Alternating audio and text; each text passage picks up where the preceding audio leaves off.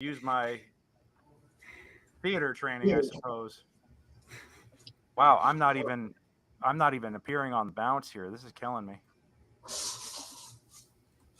As you get closer to the mic, it sounds better. Well, that's good. It's always got to be something, though. Swear to God. Yeah. Oh. Oh, yeah. You want now? I got two. Yeah. Is anyone else coming tonight? I hope so. For your Yeah, I think you've got Anton is coming a little bit late. He has a SCA house meeting. I think it started right at 7, so he was going to try and be quick on that.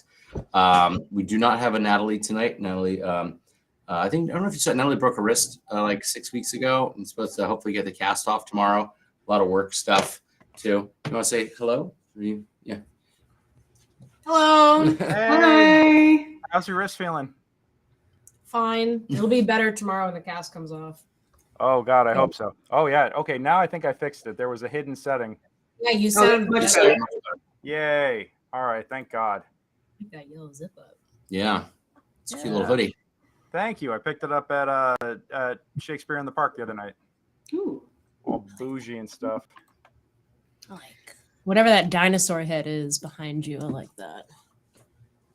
Oh, the producer raptor. Yeah. So that's it's a raptor head. Just kneeling on my feet. Sorry. I will say, I don't know if anything destroyed my Jurassic Park loving childhood more than finding out that velociraptors were like the size of turkeys. Yep. Like literally so small. They're the size of chickens, not even turkeys. Yeah, they're really small. A small turkey. Have you Small seen turkey, that? a big chicken, Okay. Turkeys are a dicks. rooster maybe. Yeah. But there are other raptors that are larger, but the velociraptors. Yes. Yeah. Yes. I mean, I don't want begs the question, why is that the one they went with? well, none of those animals, none of those dinosaurs were alive in the Jurassic period anyway. Well, that's true. So, I mean, Blame the You've book. been on this, haven't you? at least one. Yeah. But it's okay. Actually, none of those were alive during the Jurassic period. So, So actually, the movie's not that accurate. and if we are, the essential premise of being able to extract DNA at that amount of time is absolutely false.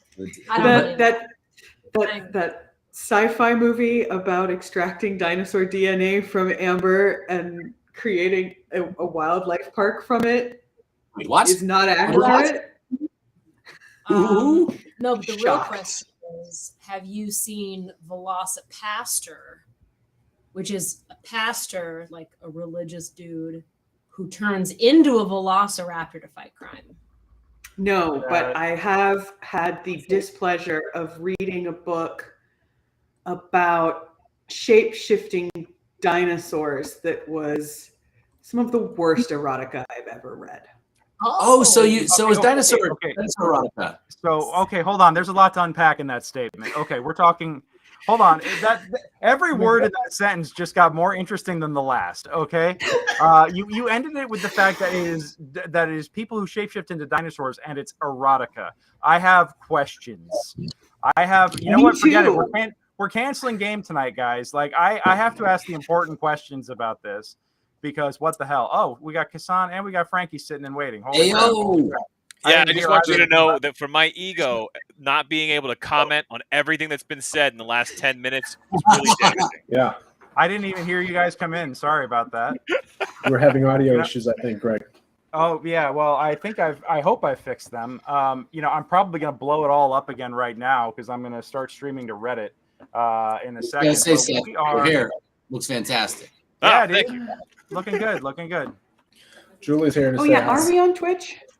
We are on Twitch, Oh, Mastermind channel, and on my channel Because I want to send I'm that to trying a very friend of hard to- mine these days. because he's been. It'd be Twitch. It's gonna need to be like. Ahaha. I don't even see it. Okay, here we go. Let me share you. I don't know if that's on next week. Hello, Julie. Does anybody? Hey, Jules. Everybody's Does saying anybody know if we Oh, have? nice. Hello there. Good to see everyone's faces again. Can't hear because I have no computer speakers. I'm relying. Yeah. That's your Christmas present this year, bud. We're getting you speakers All right. just I so won't say your that. girlfriend can hear us harass you. So Yes. it's very important. All right, let's fire up We- Reddit. And see Have if, you started looking into airline credit cards yet, so that you can come out here for when the D&D movie premieres? Right? Yeah. That's Watch. We have. as you we have- should. Love it. Absolutely. All right, hold on 1 minute. I'm gonna finish making my coffee here now that I've got the audio fixed. But then once we do that, let's roll. Damn, it's been a minute. I've missed you guys. So, Lot of false starts and craziness. But I'm so glad that we're here tonight, and we'll get into that in a second. But first, coffee. So I thought that I broke my video card or something. It's a 10-year-old video card. It's a Titan something or other thing from 9 years ago. And I was in the middle of using my monitors. One of my monitors goes dead. It's not the cable. It's not anything. And I'm like, well, I guess this thing finally gave up the ghost. So I go and I buy a 3090 Ti, which just dropped like in the last few months from $3,500 to $1,500. And I was like, that still sucks. It's still way more money than I want to spend on a graphics card. But it ended up What's totally the being deal? worth it. And so this is what I made with it for work. It's in the private chat. This is what I do for work with all of my skills of acting and actors. If you are bored Oh, and you want to learn a little bit about conditionals, then this is the thing to watch. Oh boy. Well, I'm intrigued. All right. Well, hey, you know what? Let's go ahead and fire it up. It's It is so cute. 7:15. Oh, everybody's watching this? You were getting confident. I just- thought it would take longer than that. No, I just brought up like the first few seconds. That's all, and very cute. Seth's video. Yeah. How do I screen share this so everybody on the internet can watch it with us right now as we watch this? It's I 2 just minutes and wanted to 35 see, like, seconds. What's the The harm? first few We're- seconds. Before we start the game, we have to do some very, very important. Oh, I just totally screwed my screen sharing. We have to do some very, very important sharing here. Here we go. Share. Yay.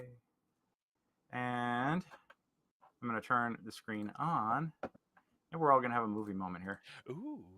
Ooh. Code Spark Academy. Coding for kids. So this is what you do during the day. Yes. I love it. Hiya! Finally, the coding secrets. Master Fuma says if one unlocks this chest, then they will find the secrets to coding. Not so fast. Itchy. That's right, Naomi. You should have guessed that if you're here, then I'd be here too. If then, huh? Sounds like a conditional. Conditional? Yup. You know how a computer only runs the exact code you tell it to? Hey, robot, get bread and make me a sandwich. This is a flashback. This is not how I envisioned this. Obviously. Well, conditionals are code that only runs if something is exactly true. If not, then that part of the code doesn't run. I'll believe it when I see it. Okay, take a look at the chest's code. Huh. What's that big yellow thing? Some kind of fancy loop? That's the conditional. This code reads, when it bumps the chest, if the number of this key is greater than 0, then unlock. You've fallen right into my trap. Huh? I've got a key right here. Oh, that's not... Now I'll take the secrets of the code for myself. Yeet! Code and secrets, here I come. Yeah, that thing's code has bugs. It didn't unlock. No bugs, just a conditional. Huh? See? If you have this key, then the chest will unlock. The chest unlock code won't run if the exact conditions aren't true. If that's true, Then only you can unlock the secrets of the code. Only one way to find out.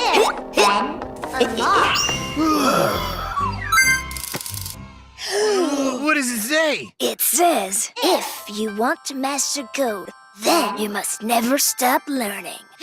A conditional. Does that mean conditionals are everywhere? Yep, like if I finish my dinner, then I can have dessert. Huh, but what other examples are there? When you see something new, you'll understand. Isn't that a conditional? That's an event, but to find out the difference, you'll need to talk to Val. Well, then I'm off to space, like I do. Naomi Vanish. Yeet. Okay. That is Anyway, amazing. that's I get paid to do that. Can we talk that- about love the it. fact that he said yeet at the end? Yeah. Big fan. Big fan. Bravo, sir. All I thought right. it was cute. It's so cute. Thank you. That is priceless. I love that. Yeah, and yeet. Yes, yeet indeed. Although you definitely had me at, oh my god, it was a line in the beginning, and I was just like, this isn't how I envisioned this to run. I'm like, that's every day of my life. I felt that one in my bones. So we're tap dancing here just a couple minutes just to give one of our last players the opportunity to get here in time, get here. Apparently the prince of is he a prince? He's a prince, right? Or is he a duke? What is he? He was a prince, so He now was a I think technically you're duke if you win crown twice. I think right now he is a viscount. Yeah, in the SCA. Okay.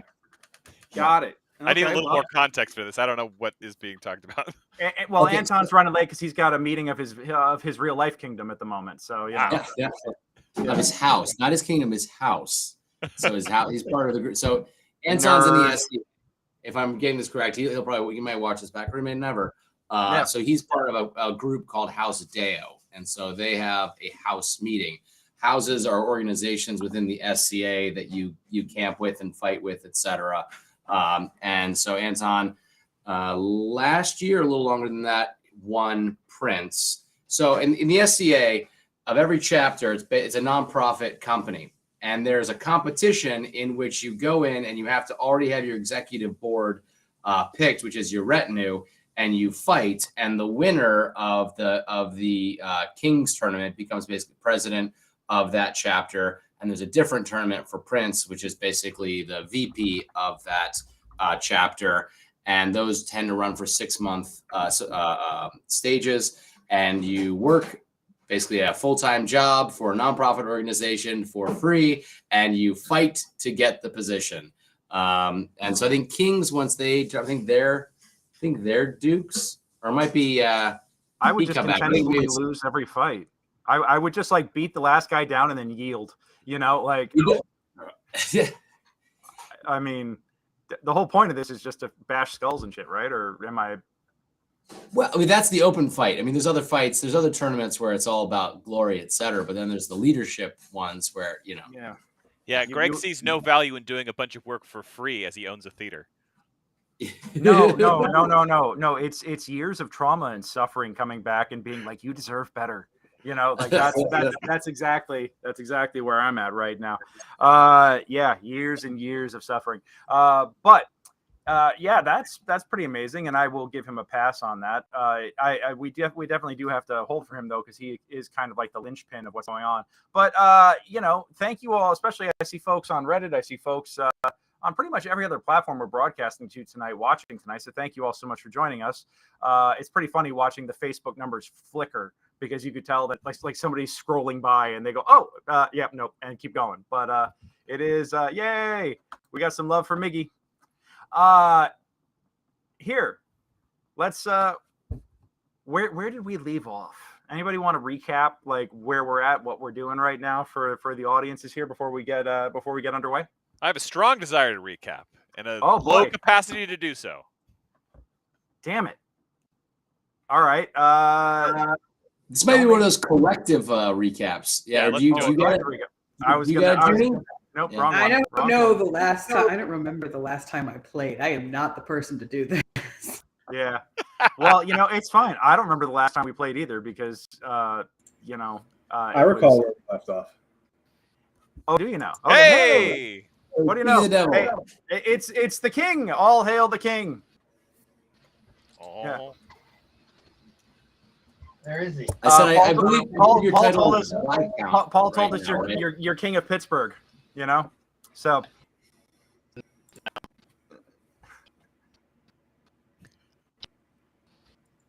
I think he's you're got. li- He's got Everyone to Oh, me. he's locking up.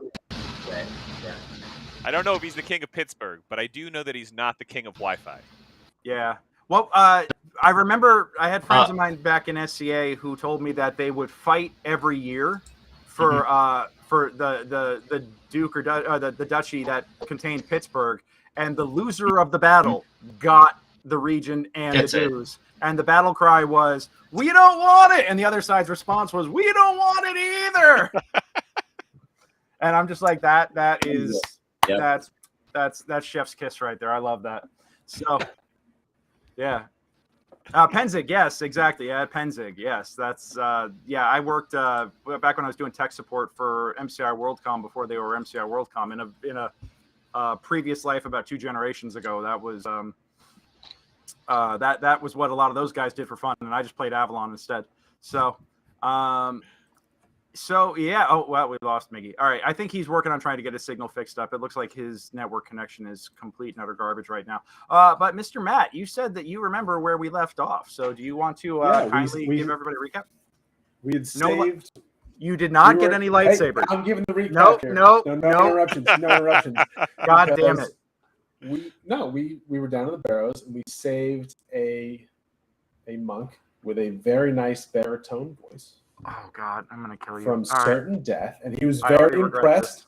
He was very impressed with our ability How did to handle our stuff, and he may have given us a ticket to the lightsaber shop with a 50% off coupon, and that's where we went at the end of the session. I We had do walked believe through that the doors, and it was time to call the session. So we've been excited to see what they got on the shelves for the last 4 weeks. I mean, recall I don't- that he did say impressive, most impressive. Yeah, and that's yeah. yeah. Yeah, Tracks. I don't even know why I try with you guys. Kills. Just yeah. I mean, you've got an empty weapon hilt and spiritual weapon. You can already make your own lightsaber. He just did. They gave me a freebie at the door, Greg. Okay, cool. All right. Yep. At one point, it's like when a dog's humping your leg. Sometimes you just got to let it finish. All right. So, God, There was a story about that, only it was a familiar with dolphin that and not a dog. You know what I'm talking about? What?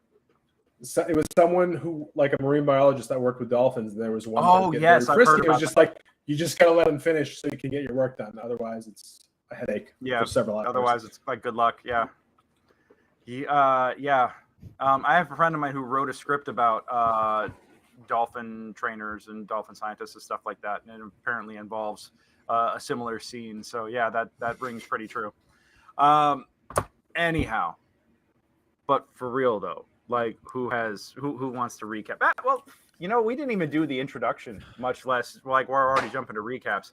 We are rusty as hell. Well, good evening, ladies and gentlemen, ladies and gentlethems. My name is DM Greg, and this is Secrets of the Barrowmaze. Welcome to the August 1st episode. We haven't played together since we had one session in June, but we really haven't played since May, really. Did we even play in June? I don't once. Yes, no, I don't remember. Yeah, I've got it written down June 13th. June 3rd. Oh my God! So it's been we had a bunch of zombies and will-o-wisps. That was when stuff went sideways, and then we had one Theater of the Mind after that. I was so. I know I close definitely missed that one because I was in Arizona then. Yeah, I was so close to some serious TPK action going there with you guys thinking you could hide in a frickin' graveyard from undead. That was fun. So, but yeah, it's been a minute. So we're so glad to be back online. We are so glad to be back together. We're so glad to be dicing tonight, and we're glad to have you all everywhere, every service that we're on tonight here joining with us. Thank you so much for being here. You can learn more about the campaign at www.secretsofthebarrowmaze.com. I just put that up in the doodly-doo right up there, down there, whatever. Directions are all relative. And we are very excited to be playing again tonight. I think that's like the 10th time I've said that because I don't remember the rest of the intro. Yes, but I'm a professional dungeon master with Mastermind Adventures. You can find us at mastermindadventures.com. And you can book me to run a game like this for you, with you and your friends, just like the bachelor party that has booked me to run their buddy's send-off as a one-shot coming up this fall. Guy doesn't know it yet, but his army buddies are getting together with him and me, and apparently a ton of beer and a bunch of dice. And then after they're done playing D&D with me, they book me for like 12 hours. Like, no joke. They booked me for like a 12-hour session. And then apparently after that, then they're going out to the bars and doing a pub crawl and everything else. But they want to do an epic one-shot with me first. So I'm totally down. I'm super stoked. I could do like that for you, or I could run a birthday party, or I could have a weekly campaign like I have with my kids from Rockville Center Library in Long Island. I meet with them on Zoom every Tuesday, so we'll be meeting tomorrow. Or I have a crew on Wednesday, some teenage dungeon delvers who, they just managed to barely break out of a wizard's storage shed, and now they're trying their luck going into the dungeons, and they've really made a mess of it, but they're having a good time, and that's all that really matters. So just wait until they start finding things that hit for necrotic damage. But yes, come join us. It's not hard to find that. Depending on where you are. Anyhow, it's like I bumped my foot on the bed. Oh, that'll be 1d4 necrotic damage. I'm sorry. You'll never be able to heal again. Yeah, screw you and your cleric. Yes, but so yeah, like I said, I'm DM Greg. Let me introduce you to the rest of this crew here, this motley Monday night crew I have. Still can't unmute. What is going on here with you, bud? Try it again. Your audio is live on our end. It's got to be a mute on yours. He's good on our end. Anton is having some sound issues. We'll hopefully get him to go last. But anyhow, introduction times. Let's start with Matt. Matt, you're right there. Okay, yes, I am Matt. I play Kasan, a warrior, warlock, hexblade, murder hobo with a heart of gold who loves pizzas and hanging out with his turtle buddies. Yay! And I may have a slight lightsaber fetish that Greg spurns at every opportunity, but I remain hopeful that one day I will attain my dream. In Dungeons and Dragons. I don't care about getting a lightsaber in Star Wars. It's in Dungeons and Dragons. Greg, if we were playing a Star Wars campaign, I'd be trying to get a fire sword. Don't worry about it.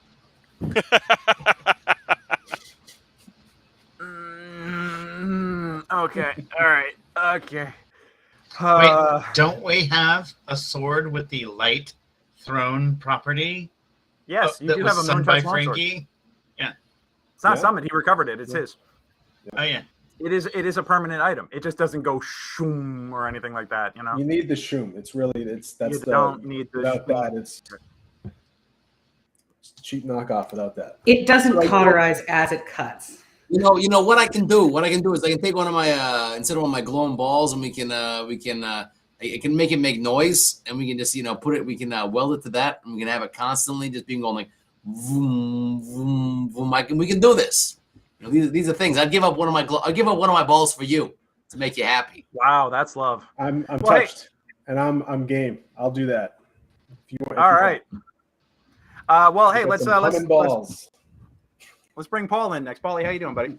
Hi there. I'm doing well. My name is Paul Masterson, but in this world, I am Anthony Tony the Tool Total Tony. I'm a little bit of an artificer, a little bit of a wizard. I'm all about family and doing cool stuff. I roll around with my mini crew. That is my homunculus servant on my artificer side, who is Tiny Tony, and he has his Tiny Tony gun. So don't get too close and don't make him mess you up. And then on my other shoulder, when I'm going through the dungeons, etc., I have my wizard familiar, Owl Capone. He's got some really big eyebrows. They're fantastic. If you talk trash about him, he will scratch you. He will mess you up. He too is all about family. And we're just here to make the village of Helix a little bit better and spread the good word of Zaz.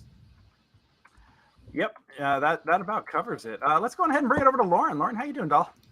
Hello, my name is Lauren, and I play June O'Malley, the half-elf sorcerer. sorceress, I guess. She's generally just enjoying adventuring around with these guys and making sure that all of Helix knows their exploits. I love it. I love it. And actually, you gave me one of the best session write-ups ever in the format of an actual newspaper, and I thought it was the most amazing thing. So thank you so much. It was really fun, but it will probably never happen again. It was a lot of work.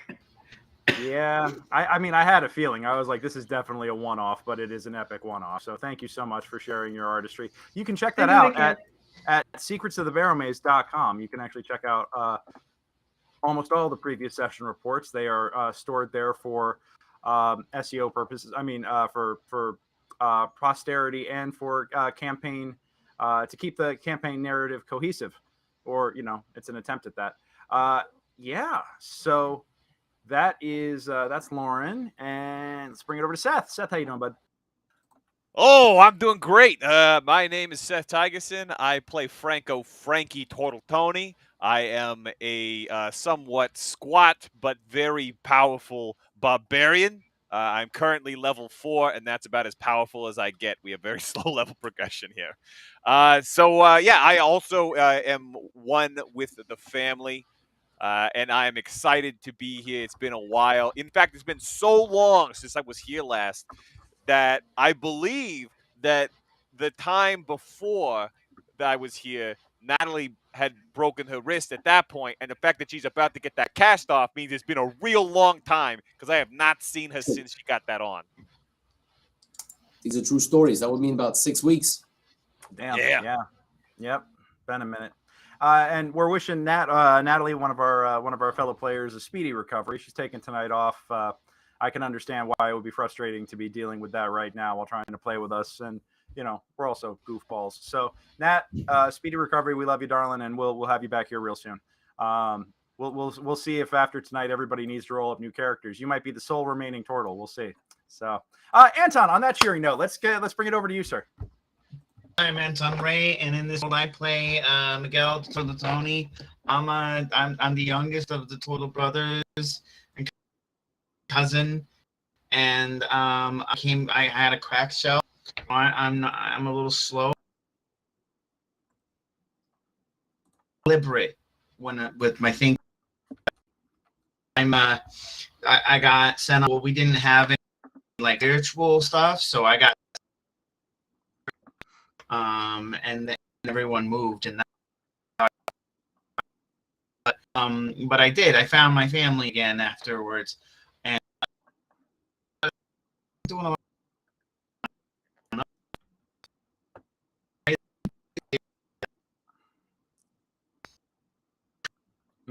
Wi-Fi is not being kind to you, sir. Not the way. Yeah. Anyway, I'm just here glad. Things. Glad to have you tonight, bud. All right. Well, let me see here. Yeah, so where we left off, the party here have been living in the village of Helix for the past few moons. They are there to explore this place of danger and legend and great treasure, where adventurers cut their teeth and either get rich or die trying, called the Barrowmaze. It's a mega dungeons, over 300 rooms, and they have been exploring both the Barrows, the Barrowmaze, and the village of Helix and its surrounding areas for several months now. Recently, in an excursion down to the Barrows, they discovered a very strange sight. A couple of clerics beating up on a zombie. Now, that does not sound terribly unusual, except for the fact that the zombie was not really so much a zombie as much as it was a corpse that had been possessed by a spirit. So sort of like a spirit possessing an inanimate object. And as Jeremy Crawford has ruled, corpses are inanimate objects. This poor guy was getting beat on by what looked to be clerics, but really turned out to be Huecubas, very, very wicked, corrupted, undead monsters. Party fell for the trap and wound up, after being thoroughly surprised at this devilish turn of events, dispatching the Huecubas with prejudice, and bringing this poor spirit who turned out to be the spirit of an elven bard trapped in the corpse of a dwarven companion, bringing him back and stowing him away in the tower of the wizard Mazus the Magnificent, the local wizard. Now, this has drawn the ire of the Church of Saint Yig. The Church of Saint Yig is I think the Spanish Inquisition, but with like magic. They don't like undead very much. It is actually their imperative to destroy all undead on sight, no questions asked. And they have these, abilities to sense undead nearby. And for the past couple of weeks, their, zombie sense has been triggered. And they have been very, very upset about this, looking around, trying to find where these undead could be hiding, not realizing that they're warded away in Maz's tower. Now, the Troll Tony's been looking for a solution. They first found the poor spirit Haywood's loot. That they found that Lute, not like bag of loot. If they found the bag of loot, he'd probably never see it again. But they found his loot in a pit trap where he had fallen in, and they also found, after searching around a little bit more, the one-armed body of Haywood. No, pardon me. The dwarf body was one-armed. They found Haywood's perfectly good body, possessed and animated by the spirit of his dwarven companion Renfro. After a lot of Freaky Friday kind of shenanigans, they are now in a position where they're bringing Renfro's body with Haywood and Haywood's body with Renfro, hopefully together, where after stealing a couple of scrolls of Revivify, they're going to kill them again, revivify them, and hopefully restore them to their correct bodies this time. That is where they're doing it. And because they can't do it in town without risking the wrath of the Church of St. Yig, they have decided this evening to go to a shrine about a mile from the village in the dead of night, a shrine to Hearn the Hunter, one of the old gods. The old gods are, the more natural gods that everybody still worships, as opposed to the new gods, the futurists, who have come in and are really colonizer deities. So with that, I think that about sums it up. Did I get it? I mean, this is my first time doing the recap in God knows how long. I think I got it all. Yeah, anybody? That all checks sounds out. pretty accurate. That I wasn't here for at the end. That seems good. Yeah. Yeah. Yes, and of course, last time where they went back to recover Haywood from his Renfro from his hiding place, Renfro and Haywood's body in their hiding place, they were of course ambushed by shadows and zombies and other undead because they thought it was a good idea to walk into a literal graveyard in the middle of the night, knowing that undead are the primary enemies of this campaign. But hey, they made it out alive mostly. So who's the more foolish? Gotta farm that XP, Craig. Sometimes you just gotta do what you gotta do. Yep, it is true, because it's all about the family. All right. So with that, let's go ahead and pick it back up. Now, the walk back from the Barrows feels like it's taking forever. It feels like the longest walk you have ever taken. Hours feel like they've been stretched into weeks, almost months even, for no particular reason, just other than the fact that, I don't know, time just seems to flow differently all of a sudden. But finally, you recognize off in the distance, in the fog, the faint glow of the village of Helix. Now, the village is mostly dark at this hour, but you recognize the shape of the lights burning in the windows of Maz's tower. You know that not too far from there is the Early Grave Inn where you live and reside. And of course, currently dark, hopefully still, and at peace, for everyone is sleeping, not because of any other shenanigans. The Church of Saint Yig, everyone is at rest, and no one will be out to perhaps interfere with anything happening tonight. Now, as I recall, some of you had already headed off to the shrine. That was Miggy and Junie. You're there. At this point, you've reached it, and Vicky decided to go off and trail the rather interesting, surprising character that you encountered on the trail. the half-orc cleric of Saint Tieg, or pardon me, acolyte of Saint Tieg. Oh my gosh, why can't I find him in my notes right now? Because I have his name. I know his name. I'm just blanking on it. Gamdar. Oh, yeah. Gamdar. Same thing. Yeah, exactly. Gamdar is actually Steve in Orcish. So, yeah, you find Vicky decided to go and be like, this isn't right. And she's decided to go trace after, or, shadow Gamdar wherever he's going.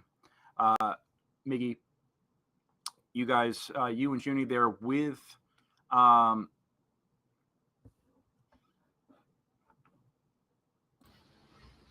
Miggy, you with Junie in tow and Haywood are making your way to the shrine of Hearn the Hunter. And yeah, let's go on ahead and I think we was planning on skirting the town because of the the wards, etc. But yeah, absolutely. But you guys are in a situation where you don't know the direct route from the Barrows, and now is not the time exactly to be trying to blaze a new trail. So hold on a moment.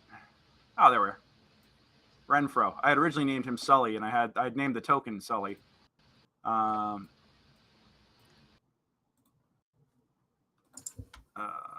So have we had a rest?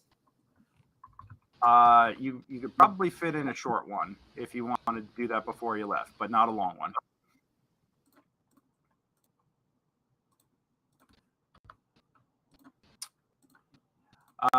But yeah, I'm gonna bring this down to. Let me put the players on the right map here. There we go. And let me. Wrong one. Share my screen again. We were sharing all the music and stuff, and now I'm all screwed up. Oh, yeah. This is the one. No, wait. That's the one. Okay. And we are down here. Oh. Yeah, it is also dark as hell at the moment. There's barely any moonlight in the sky. So right now, neither of you have dark vision. Renfro is kind of like, I got this. I mean, no, pardon me. This is Haywood in Renfro's body. Haywood's like, I can see just fine. I don't know why you'd want to keep stumbling along like this. It probably doesn't seem very safe. I would recommend lighting something, a light. Who would like to set up a light source? I light a lantern. I'll take my sword out. Lantern. I have dark vision, so. Oh, you have dark vision. Oh, that's right. Hold on. Why is it not firing then? It should be. Oh, night vision. Boom. You have 60 feet because you are half elf. Save that. Cool. All right. So seeing this through Junie's eyes, and then that guy is that's actually Renfro in the other body. And then Miggy, yeah, you do not have dark vision. So do you want to light up a torch or anything? I light a lantern. A lantern, fantastic. Okay. And I got my 2 glowing balls, and you guys have not arrived there yet. The rest of the party has not arrived there. Yeah, it is just calm your balls, Tony. Calm your balls. I'll keep them rolling in my hands. Yeah. All right. Bright light 30, dim light 30. Save it, and cool. And we're good. So, 3 of you are currently on the path that you know leads you back to the shrine that you had visited earlier. What do you all want to do?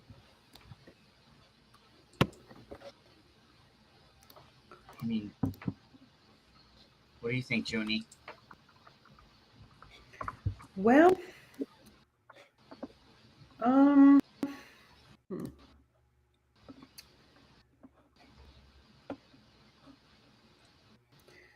don't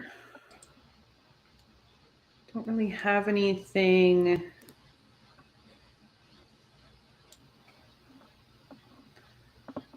Yeah, I don't really have anything that would like be able to figure out like what's going on outside of our little circle here.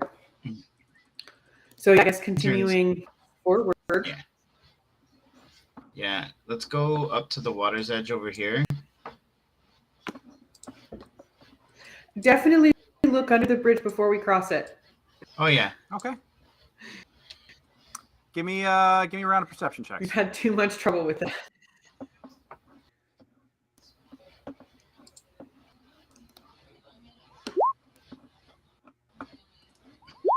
Yes, 11. 15. All right, and Miggy with a 15.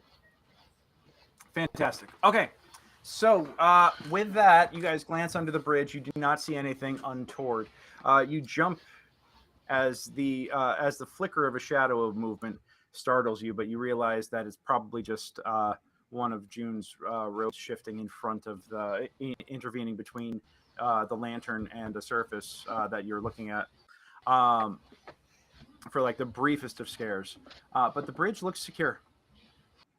And as a matter of fact, if you want to carry on, it starts really shallow and then probably gets about 5 or 6 feet deep as you get across, or at its deepest point in this area. We don't have any All right, I'm donkeys gonna with us run. or anything, do we? No. What's that, Anton? And Renfro, my lantern. I'm sure it's safe. Oh, you're And gonna go then into the water? Come up over here. Yeah. Okay. Take a nice breath. I'm not even gonna make your. Yeah.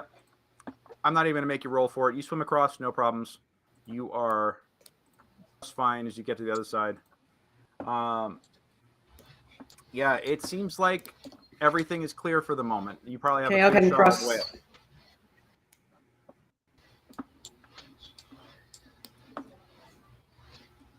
Across both bridges? Yep.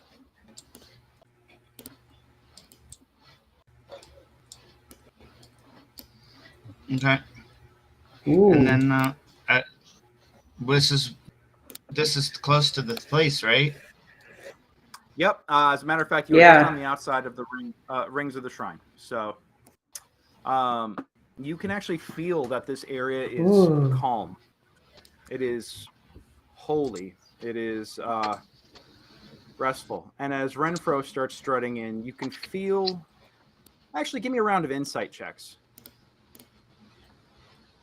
as you come into this area. This ring of stones, this hallowed place.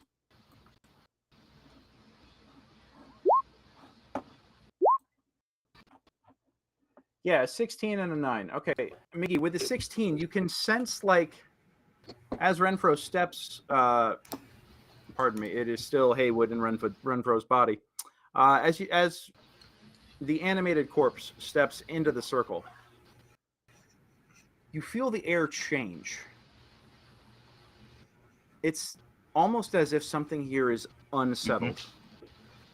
But nothing bad happens yet. When you say After yeah, exactly. It's always yet. Something is always going to happen. It's just a matter of when. Now,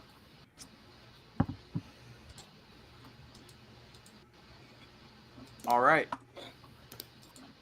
How long do you guys want to wait? They said they'd be here, so I guess we should. I guess the security.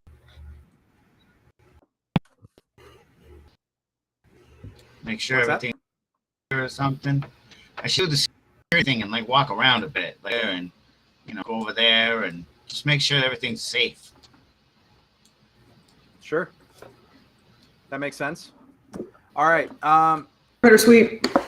I'm not in for, but It is okay. All right. Perimeter sweep. Yep, you do the perimeter sweep, and after about an hour, or after a couple of minutes of just walking around and sweeping the perimeter, you discover that it's all pretty normal here. The area is quiet.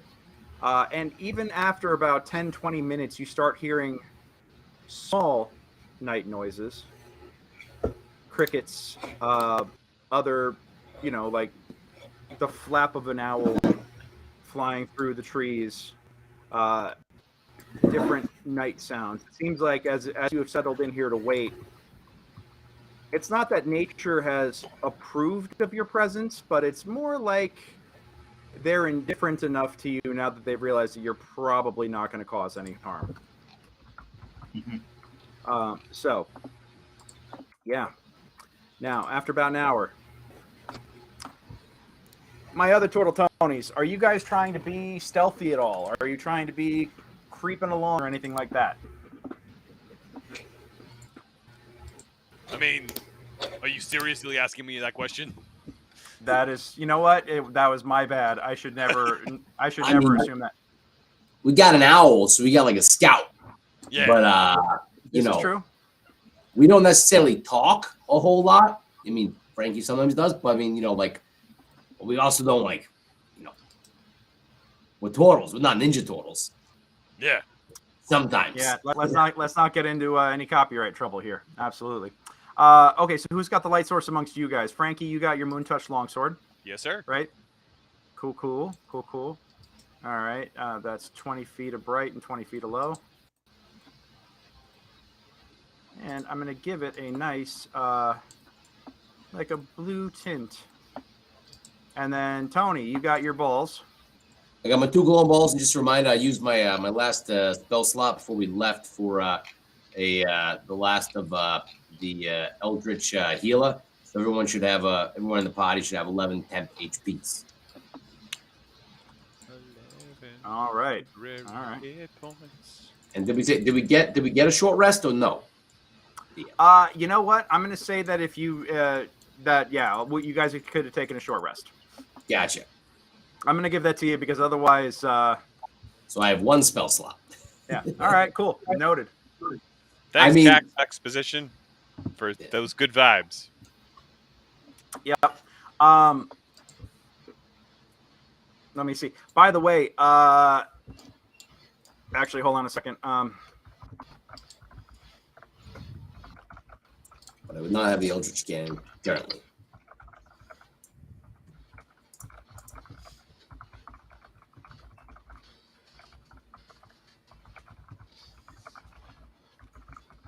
Oh, when he does a lot of typing, that's never a good sign.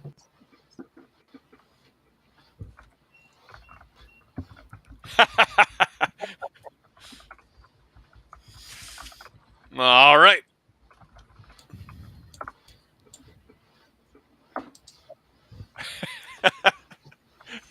Yep. Okay. So that'll be a surprise for the audience when we start working that in. Yeah, Tony, you got your glowing balls. I got to find your balls here. God, that sounded awful. All right. Well, those you can just I think right now I think Tiny Tony's holding my balls. Oh God. All right. Sometimes we also swap them off to Al Capone. Give one of my split my balls. Get them floating around different directions. Yeah. Let them see the world. Man, I could tell that it's been a minute since I've played with you guys because all the tokens for all of your menagerie are actually way south in the files here. There we go. That's Tiny Tony. That's Al Capone. Yeah. So you guys make the same journey, and after this crew's been waiting for about an hour, you all see the familiar glows of lights coming in, and you all merge. The 2 parties merge and reunite here within the circle of the shrine of Hearn the Hunter. Welcome back. And you Awesome. see a rather kind of funny and awkward reunion between Renfro and Haywood. Renfro is like, "Oh, me arm! What'd you do to me arm? It was already gone when I woke up like this. Where's my loot? Where's my loot? No, loot, like the strummy guitar thing. I don't know. I don't know where that went. And you can tell that they're getting more and more upset with one another and just their circumstances now that they're actually beholding the actual damage inflicted on their bodies. So, this is all because of a real decline in the common tongue. The difference from changing from lote to loot and luta to loot, those merging of pronunciations is really behind this sort of misunderstanding. it's like everybody getting renamed Smith at Ellis Island. Well, kind of, not really. Like that at all. All right. So they start bickering a little bit.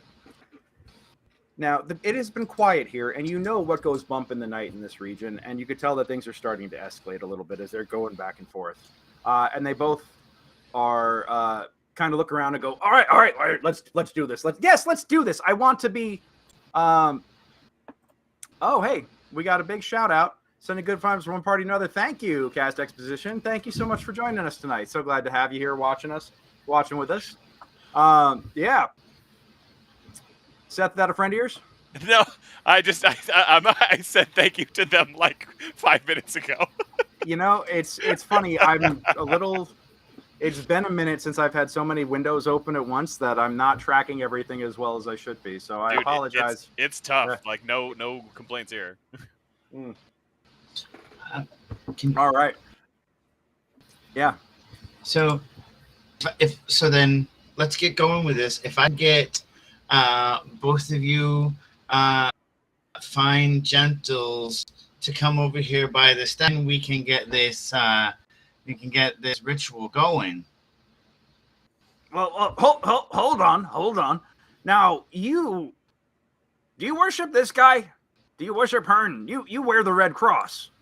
How is this okay? Are they going to get mad that you're you're bringing zombies into their shrine and everything? Is this how you're trying to defile and desecrate this place? What's the plan here? I asked about it. I think as long as what I'm meaning to right, I asked about it and they said it was okay. I think. Yeah. Make a persuasion I'm positive. Check. Okay. Yeah, make a persuasion check with disadvantage. Hey, Tony, you remember that time we were trying to do a bunch of guys a big favor and then they questioned our every move and made our brother feel bad about it? You remember that? Yeah, I remember that. I tell you, you think we'd get around? Hey, all right, maybe Hayward likes being in the dwarf body now. Maybe he's getting used to it. I don't know. Are you getting cold feet, Hayward? How about this? Seth, give me an intimidation check with advantage. Oh, I get to hold shift again. I do miss being able to hold shift for advantage. Guidance. Oh, that's not give him guidance. Oh, give him guidance. Roll I appreciate that guidance. All right, roll it, baby. All right, 15. 15. All right, yeah. I rolled a 5, which definitely beats Miggy's 3, but at the same time, yeah, you are there like okay, yeah. If they said it's okay, that's okay. Let's do this. So, yes, exactly. So, what exactly is going? How is this going to work here? We come up here. You said, and then what? If the elf, if you Haywood, if Renwood would go over here, then Bro can go over there. We'll do our bit, and then I'll do my bit. Okay, yeah. What are the bits? Like that's what we're asking here. What are the bits? So Renwood, you need to switch here. If I may. Yeah. Yeah. All right, Hayward. Understand, Miggy's gonna cast a spell. Okay. He's going to do a ritual. He's going to do something magical over there. And then if your spirit is supposed to be in that body, when he executes the spell, then your spirit will then go into that body. Brought to you by Code Spark Academy. Thank you, Seth. If then. Okay, take inspiration for that. Yeah. Take inspiration for that, Matt. I need that to dodge a necrotic attack, I'm sure. DM, I'm having send a little message to Al Capone to circle at a 100-foot radius And if he sees anything bad, then he's supposed to let me know. Sponsored by Codespark Academy. If then, okay. Oh man, okay. I'm sensing a trend here. All right. Inspiration. Yep. That's pretty good. Pretty good conditioning here. I think we're grasping. Seth, I think we can make programmers out of this crew. I really do. And also talk to Codespark Academy about sponsoring us for real. You know, we get the views. We get the views. I kind of did. Talk to him again. Let's make it happen, baby. What I basically said was, I was like, you know, we're tapping the mom influencer market here. Why don't we tap the nerd dad influencer market? Like, what is our like nerd dad market penetration here? Yeah, Daddies and Dragons is what you're saying, or Dungeons and Daddies? Yeah, that might have a slightly different audience. I mean, they could be parents too. So yeah. Okay, so then if I can get Frank on the X over here, can get Kassan on the 0 over here. Then it'll be easy for Anthony to come right here, and have Junie come right here. Okay. And right. now, yep. Okay, so Junie come over here, and who's left? What do we got? Oh, that's Tiny Tony. Oh, okay. And then Tiny Tony, you my job. Okay, all right. And I need Renwood and Hayfro. Okay, I need you to close your eyes and think about your own. You know? Okay. Wait, what was that? Okay, Rayfro, I about your bodies and how you want to be in them. Okay, and then I want you to give me a persuasion check real quick. Just give me a persuasion. I just wanna see like how into it these guys are getting. Okay, a 10. Okay, they're both kind of like, really? Okay. All right. Thinking about it. Should I close my eyes? Would that help? Would that help me concentrate? Yeah. I don't know. Maybe statue doesn't look cross-eyed, so I don't think so. But if it helps you, that's great. Okay. Now I want you to think, and then we raise up our hands. Her and the hunter. And are you thinking it? Are you thinking it? Yeah. Okay. Sure, Ready? Sure, yeah. All right. Her and the hunter. Yeah. Mm-hmm. Okay. So ready? So now Frankie, Anthony, Kassan, and Junie kill him. Wait, what? What? Yeah. All right. I'm assuming a fuck ton of ready actions go off here, or now we're. Yeah. Like if how much? Says kill, then I kill. I mean, how much? Codespark Academy for murder. Then all right. Yeah, you can't stack inspirations, but. Do I at least get one? Like Greg. Yeah, I'll Anton, I'll let you have that. That's good. But you got to remember, brought to you by Codespark Academy. We got it. Yeah, got to you by Codespark Academy. There you go. All right. Well, I'm going to say that you actually have caught these guys completely by surprise. Oh my god. That's gonna be my best roll of the night. This is great. This is great because y'all are burning all your best rolls right now. I am here for this. Let's go. All right, so that's a 20. That's 20. Yeah, you all. I mean, Junie, you by yourself literally burned down poor Renfro in Haywood's body. I'm not even gonna make the con saves for these guys because technically they're zombies. But you know what? No. They don't get that. They've already burned them. So Haywood gets burnt, like roasted alive. 20 damage plus another 20. Oh my god. All right. So yeah, he takes 31. Kassan and Tony. Oh my god, you bonfire. Okay. You have to keep the bodies in somewhat functional condition, y'all. Well, it's just I can wink it on and wink it off. Okay. Yeah. He said. Should I have gone with like a sword? I mean, you know, hold on. All right. Well, within seconds, So let me get this straight. Let me make sure I've got this. So you're lulling them in. You're getting them to come forward and close their eyes. You get your friends to just like quietly flank them around the sides, and then after you're like lulling them in, you go, okay, and kill them. And they go, huh? And like just a beat down of epic proportions on these poor unsuspecting schmucks. They're charred and brutalized corpses now lie in front of you. Okay, now what now? Pull out the arm, right? Pull out the arm. We stick it right next to stump, and then we get out the little bit of just put a couple of stitches there so it doesn't roll around, and then I turn and I look at say, okay, great, Hunter, you're a god, and you're supposed to be nice as long as you're not getting hunted, right? And I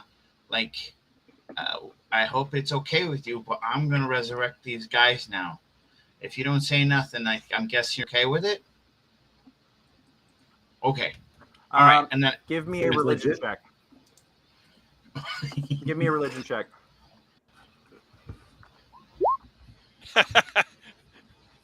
All right, crappy religion check. Got it.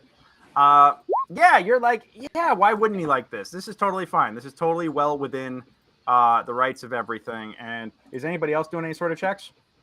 Nope. No. Okay. You did a brief religion check, but yeah. Yeah. Now you tell me you're just stitching the arm back on, or is there anything else you're doing to try and secure it? Well, he's dead. I can't use healing magic on it, so We need a couple of acolytes to cast mending. Wow. Oh, I can mend. That's right. He's a corpse. I can mend the shit out of it. I mend it. Yeah. Okay, I forgot. So you mend the corpse and you basically piece back together all the parts that are not like completely trashed. Right. Make sure they got all their fingers and toes mostly, and yeah. Okay, good. Cool. Give me now. Oh, so you do that, and yeah. So you cast mending, and the arm attaches. It looks about right. Well, I double check and make sure it's facing the right way. I probably should have done that before I mended it. It's facing the wrong way. Oh God. Okay, can you chop that off and let's redo it? And then it's turn around. Sorry, running out of time here, sorry. folks. All right. Okay. Yeah. So you chop it off and then flop it around, and you turn it around, and you cast it on the wrong way. It's either going up. The only way you can do that is like either. You can't. Yeah, you're flipping it around on like the shoulders on the inside. It's like a little backwards, It's like yeah. So you need me to like show you my arms so that you can like. Yeah. Okay, the human people is. It's okay. Yeah. Okay. Yeah. Mickey's not good with the pink skins. Yeah. It's confusing without a shell. I get it. Okay. All right. I got them right ways around. A lot of fingers. I got them right ways around, and then I pull out the scroll, and then I realize I'm pretty sure I can do it without the scroll. So I put the scroll back away, and then I resurrect. You are not high enough level to cast that spell yet. Yeah, I am. Yeah, I'm level 5. You didn't get assigned XP last time, and you haven't taken a long rest. You're still like 5 XP away. Oh, okay. Yeah. That is not what you said at the end of the session, but okay, I'm fine with that. Okay. Well, you haven't taken a long rest yet, so you haven't been able to prep new spells. That's what it is. Okay, good. So then I use the first scroll. Because out of game, above the table for a second, the whole point of me making you do exactly what you had to do last time, breaking into the church to steal the scroll, would have been completely pointless if I had just let you level up. So, you have to be able to use the spoils of your theft. Right. Okay, so then I am going to cast the first one. And give me a wisdom check, DC 13.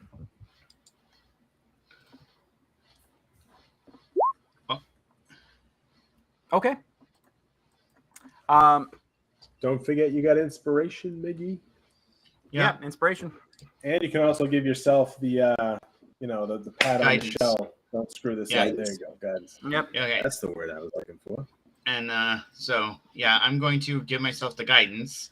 So the D4 first. Hold on. And if I roll a 3 or better, we don't need to use that inspiration. Ba-bing! Okay, 14. Hey. 14. All right. You almost you give it a Klaatu Barata the necktie. Nikto. No, Got it. All right. And you wind up getting it. And the scroll glows. And it is consumed. And who are you healing first, or who are you reviving first? The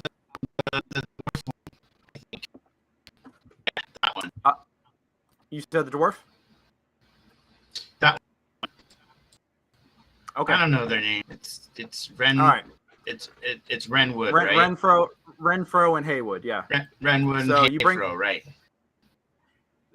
Yes. Okay. So what? Renfro flutters his eyes and opens them up and says, "Huh. Oh, it feels like me. Hey, I got both arms. I need a shower. All right. Give me the next check. Let's get Haywood back. Okay. All right. And then I do the other scroll, and I do a much better this time.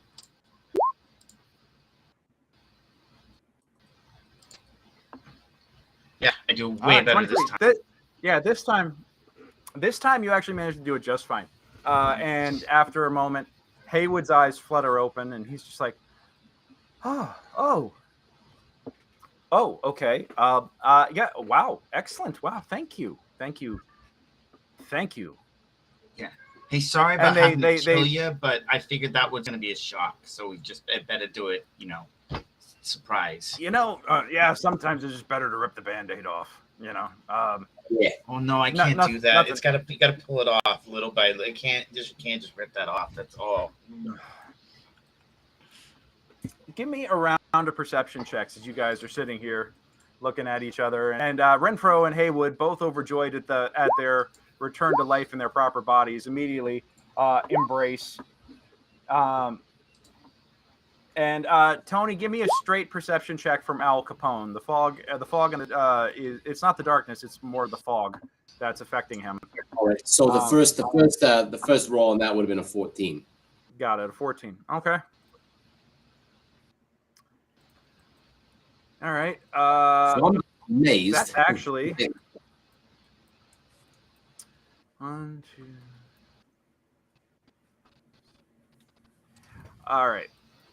I think Al Capone is flying in circles right now. And let's see, a bunch of 13s, a 15. Kassan, you got a 15. Kassan, as you are, kind of like looking about in the space or in this area, you could swear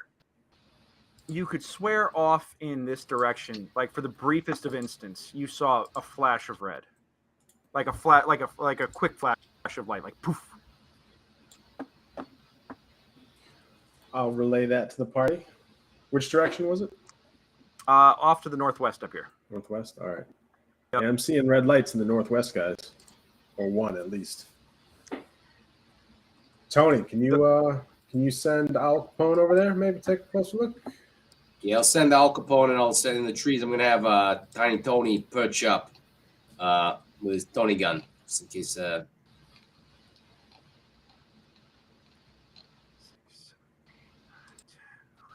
Perch up in this Tiny Tony in this little tree here. Send Owl in that direction. See if he sees anything. Tell him to be careful. We saw flashes of red over there. All right. I will tell you this. As Al Capone starts swooping over in that direction, you get a sense that it sees something. And as you are looking off into the woods, you see smaller but numerous little red flashes to the north, to the northwest, and to the west. Probably half a dozen of them, maybe a little more. Roll initiative. Let's I'm go. not really good with directions.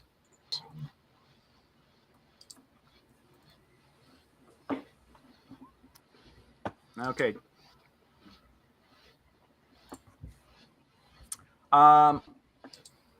Alrighty, Frankie, what'd you get?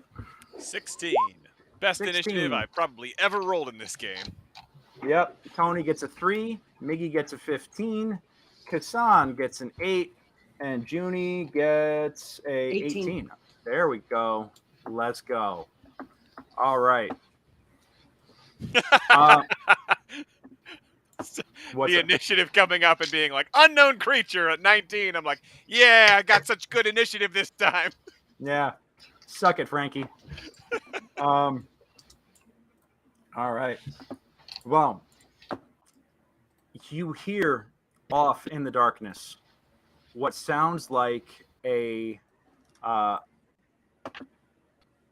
you actually smell like on the wind something coming in, and it's foul and fetid, and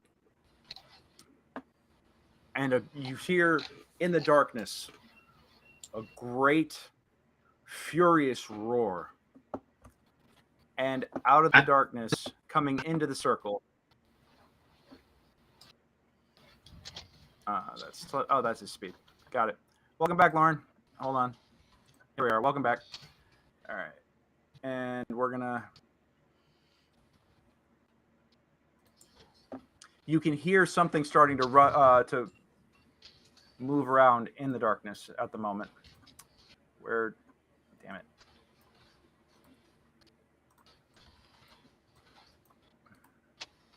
Yeah, let's do that. There we go. Oh, yeah.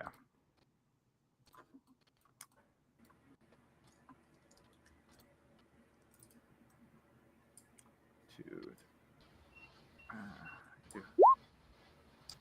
4, 5, 6.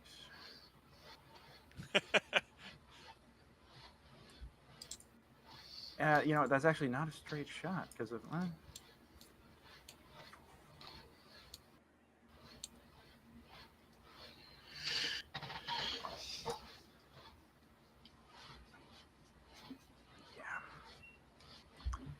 Coming charging out of the forest, screaming bloody murder, is a very large, angry-looking demon coming in, claws flailing. It is going to use the charge attack, so therefore it only will attack with one attack this round, as opposed to its normal usage. But it is going to swing at Miguel, and a 21. Does a 21 hit? A 21 hits. All right, you are going to take 8 slashing damage as this thing comes bounding out of the forest, screaming and rampaging its way at you, and with it rears back and just slashes across you. You could feel the claws raking against your exposed flesh with just burning, searing pain. Yeah, not happy. No fun there. So that is that creature's action. Junie, you're up. What do you want to do? Okay. I'm going to... I feel like I don't have great line of sight. I don't really need that good of line of sight for a firebolt, do I? And you are... Yes, you are within 10 feet of this thing. Because you are within 10 feet, I need you to start with a DC 14 Constitution save.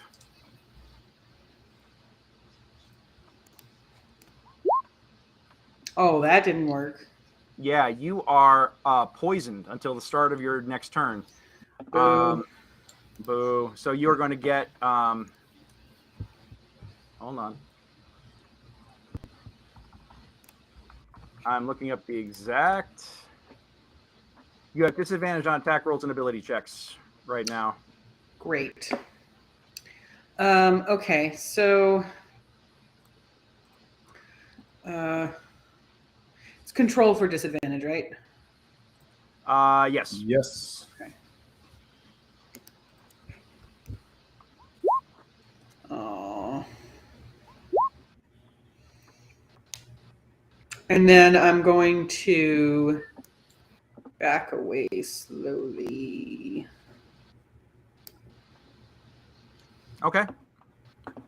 Yes, Also, I wasn't in that circle. Yeah, actually, you know what? You are not. I was doing it on the square method, but you know what? It is...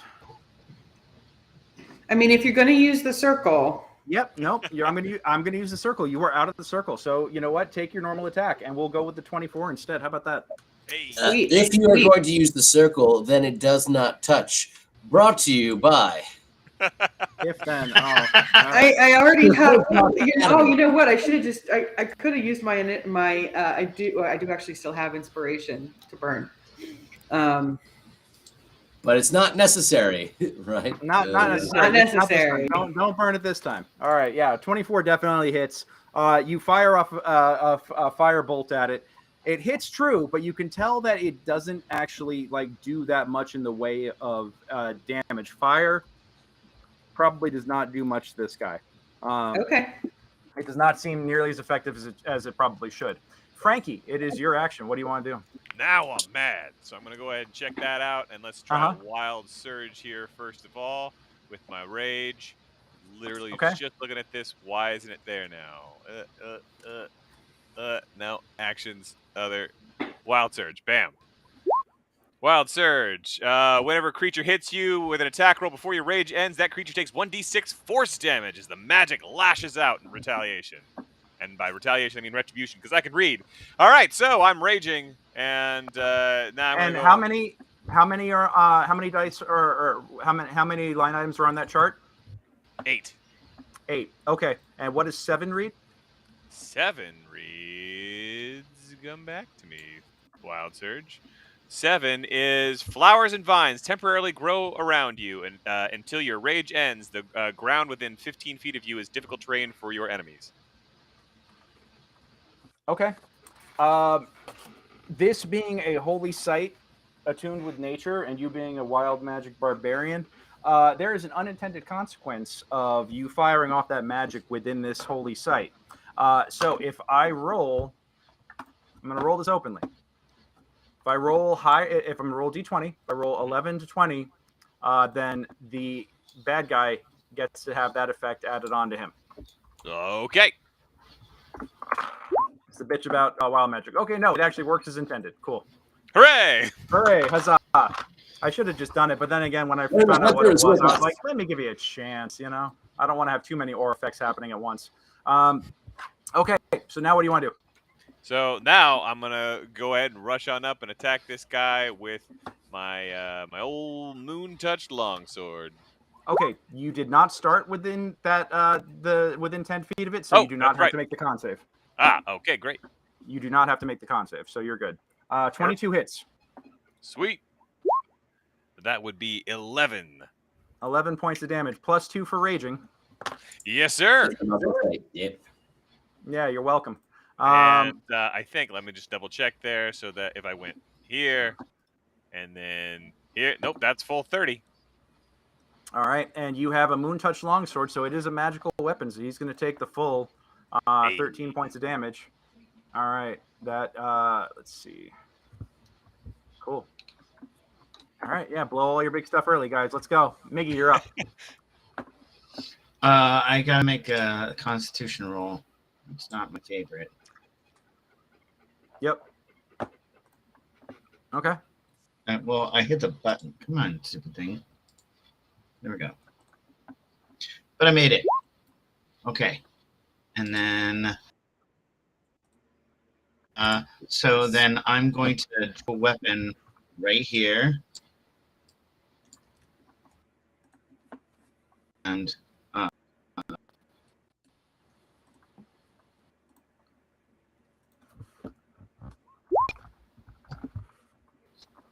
hit with the 20. 20 force hits. Damage. Okay. For 9 force damage. Got it. Yep. Okay. And so that's a bonus. And then on with my action, then I'm going to. I don't have it yet because I haven't got to. Because I haven't leveled. So then I will do nothing with that. With my action. Oh, I'll drink a potion. Okay. Sounds good. Now, if anybody wants to make a religion check, I can give you some basic information about this thing. Do we have it down to 108 hit points at the moment? You do have it down to 109. So yeah, it is. And It has what is 109 hit points, and it is AC 16. 16? Okay. And religion. Oh, Junie with a 21 on the religion check with a +1. You recognize this as a Hezru. This is a demon. Suddenly getting really warm in my place, so I'm gonna take my hoodie off. It is a demon. It is a very, very nasty one from the abyss, and it is not terribly intelligent, but it makes up for its stupidity in ruthless aggression. And this thing should not be here. This is a chaotic evil creature, and it is. You don't know what brought it here, but what you realize really quick is that some of these things, with a 21, you realize that these things are known for being able to summon help when outnumbered, and apparently it took a moment and did exactly that. And now, is a 21 enough to know what it's weak to? oh yes, absolutely. It is. It has damage resistance against fire, lightning, and cold, and non-magical bludgeoning, piercing, and slashing. And it is immune to poison, and it is smell attack. The stench attack is incredibly brutal. It will give the poison status to anyone that fails it. And we'll get to that on people's turns. Miggy, did you failed your save, yes? He made it. Or, No, you got a made 17. it. Oh, yeah, you made it. Sorry, I'm scrolling back. I can see that you made it. Okay, fantastic. Is it vulnerable to anything? It is not vulnerable to anything. But, hey, at least it doesn't deal necrotic. So, can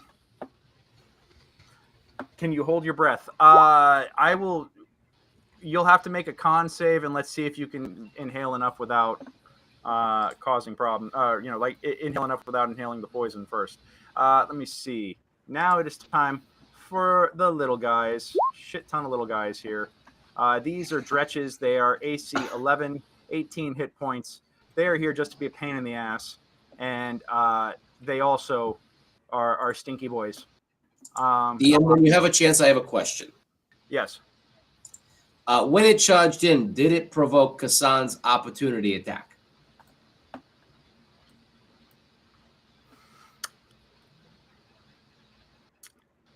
You know what? I'm going to say no, because there is a pillar right here that it kind of just came around the corner of it, and Kassan did not have a clean shot on it up until then. Gotcha. Up until it got right there. So I'm going to rule that, just because we missed it, and I don't want to have to rewind a whole ton of stuff at this point. So that's cool. I kind of wanted to save that for one of these smaller guys coming in on us anyway. Gotcha. Yeah. Now, of course, look at me thinking I'm all smooth and forgetting that these things only have a speed of 20 feet per round, not 30 feet per round. And yeah, 1, 2, 3, 5, 6, 7, 7, and then 8. Oh, it reaches some of you guys. And then, yeah, and this guy is going to redirect to come up here, but he'll only make it to here. Oh no, that was 7. That's 8. Okay, so there's gonna be 1 on Tony, 1 on Kassan, and 1 on Frankie. I will take my opportunity. Actually, no, wait, no. You know what? Greg. They did do a double move, so they're not going to get their. No, I'm going to give them a charge. That's what they're doing this time. So they'll get 1 swing each. But yeah, go ahead and resolve your attack first on Greenie here. All right, here it comes. 18. 18 hits. Roll that damage. 6 slashing. Got it. All right. And that is not lightning, cold, or fire. It is not. Okay. Got it. All right. But it is magical. Copy that. Okay. Cool. And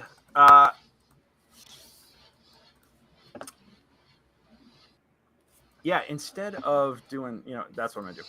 These guys come in and they immediately let loose their fetid clouds, the ones that are in close enough for you guys. 1,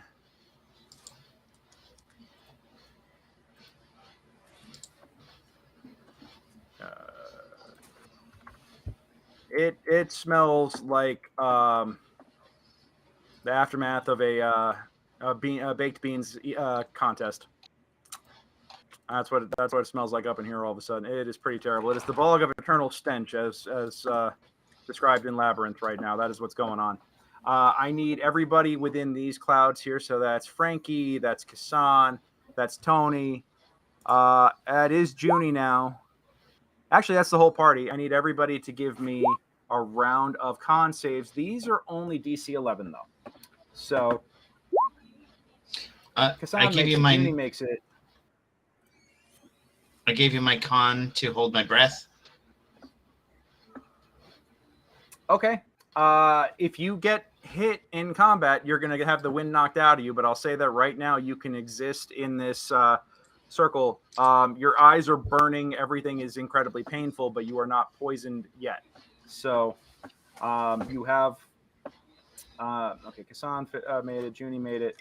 So Tony If I failed, fail my and Frankie con failed. save, then I use my inspiration that I already have, brought to you by Codespock Academy. So I have another inspiration that I would like to use on my stupid con save.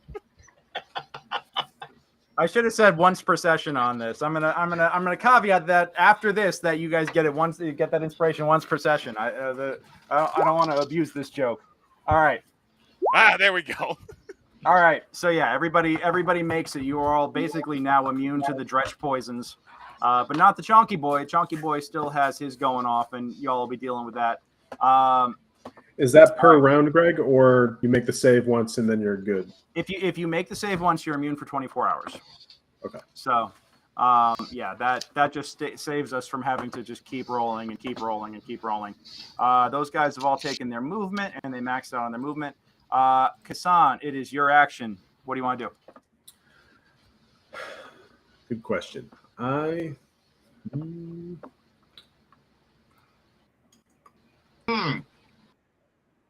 Yeah. I want to attack the guy I took my my swing at. See if I can take him down. Let's start go with for that. See where we end up. Yeah. 18 to hit. Hit. 10 damage. He's still standing, but on death's door. You have like crack, crack on this thing, and it is just looking at you cross-eyed. Right, and you realize it's because you've bashed its skull in so hard that one of its orbital bones is completely broken. And then I'm going to go for the orbital bone with my Polar Master attack. Oh, dude. For 19. Hit. 11 slashing. Yeah. You just murderized that poor thing. All right. At which point, my great Weapon Master feat activates, and I can take another swing at somebody else. Oh, boy. All right. I did this to And myself. let's I don't like this guy harassing Tony down here, so I'm going to take a swing at him. See, Yeah, show him I what was gonna for. throw a bunch of like friggin' bone devils at y'all, but I should have done that. But this seemed like a little bit more challenging, and nah. Beat it, beat it. All right, 11 meets it, beats it Meets it, beats it. for 8 slashing. All right, 8 slashing on purple, so he's at 10 hit points now. All right, And that concludes my actions. got Do it. these guys have the same immunities? Slightly or- different. Okay. These guys do not have the fire immunity. Oh, no, they do. They have resistance to fire, resistance to cold, and resistance to lightning. And is that the same as the Chonky Boy? I think so. Lightning, Non-magic. cold, fire. Yeah, but these guys are affected by normal weapons. Okay. Yeah, because these are And little and they're- baby baddies. And they're immune to poison. They are immune to poison. Okay, so that is it for. Oh, and Kassan, I actually do need you to make a con save DC 14 against the Hezru. 23. All right, yeah, you shrug it off and you're like, yeah, what? I've smelled worse. Yeah. I've been around Okay. Frankie. Yeah, exactly. You've been drinking with Frankie. You've definitely smelled it all. All right, Tony, you're up. Tell me what your little army is going to do and how you're going to like decimate everything I got. Well, I'm gonna try. So first thing I do is I beat that constable off that big bastard. So I'm good with that. And then I turn to this jabroni in my face, and I'm like, hey, I'm about to ring your bell, and I cast the cantrip of Toll the Dead on that jabroni for 6 this little guy? necrotic. Yeah. Oh, what did he ever do to you? He just wanted to come up and pet on you. That's all. That's all. Yeah, you got to ask for permission first. This is a consent forward party. You can't just come on running up, being all grabby. Yeah, we don't roll that. We don't like those grabby bastards. Wisdom save. Oh damn. Yeah, fail. So it's gonna take. It was unwise to grab Tony. Yeah, you don't do that. And then Tiny Tony perched up on his plinth there. He's gonna unleash with his Tony gun a force strike. Same guy. Yeah. Yeah, the force strike actually literally lasers directly through its forehead and reduces its head to a fine red mist. Tiny Tony, don't take no lip from nobody. He chomps on a cigar and kind of gives you like a yeah, see, as he looks down like yeah, see, yeah. Kittens. So yeah, kittens for you. Yeah. All right, so that guy's toast. Alrighty. That is it. Top of the order. Back up to the chonky bad boy. Chonky boy. He's gonna chonk this up real good. That's against spells or other magical effects. I get magical resistance, but that doesn't work on attacking spells. Hold on. It's an AC attack. So never mind. What's up? Rayfro and Henwood haven't gone yet. Yeah, their actions are to bolt. They're like, we just got back to life. They immediately, both of them fail their saves and just start stumbling away, throwing up all over the place. They are also unarmed, and they are going to be. No, I put this arm back on. Yeah, he was rearmed. But they don't have swords or take on a freaking demon, so they're both gonna. Actually, technically, the Hezru gets an attack of opportunity, but where you go, guys? We got extra weapons. They can take the disengage action. They're gonna disengage and just GTFO at the bottom of the order. But these guys are going to single-handedly go after Miggy here, or single-mindedly, I should say. Bite, claw. Miggy, what's your AC again? The bite hits.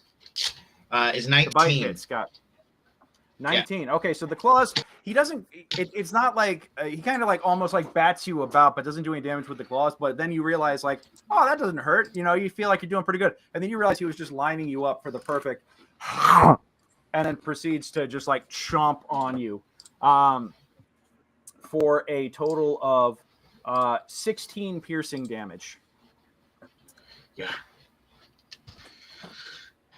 Ow! Yep. So Don't forget you those. Oh no, I don't think you would actually. Never mind. Yep. So it chomps directly down on Miggy. Junie, you are up, and it's not going to move because this thing is here in the center of the fray, and it looks like it is living its best life right now, just jacking fools up. Cool.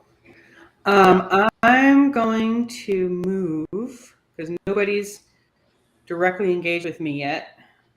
Mm-hmm. So I'm just going to move over here. Over here? Okay. And I'm going to crossbow, I think, at the big guy. Crossbow the big guy? Copy that. Yeah.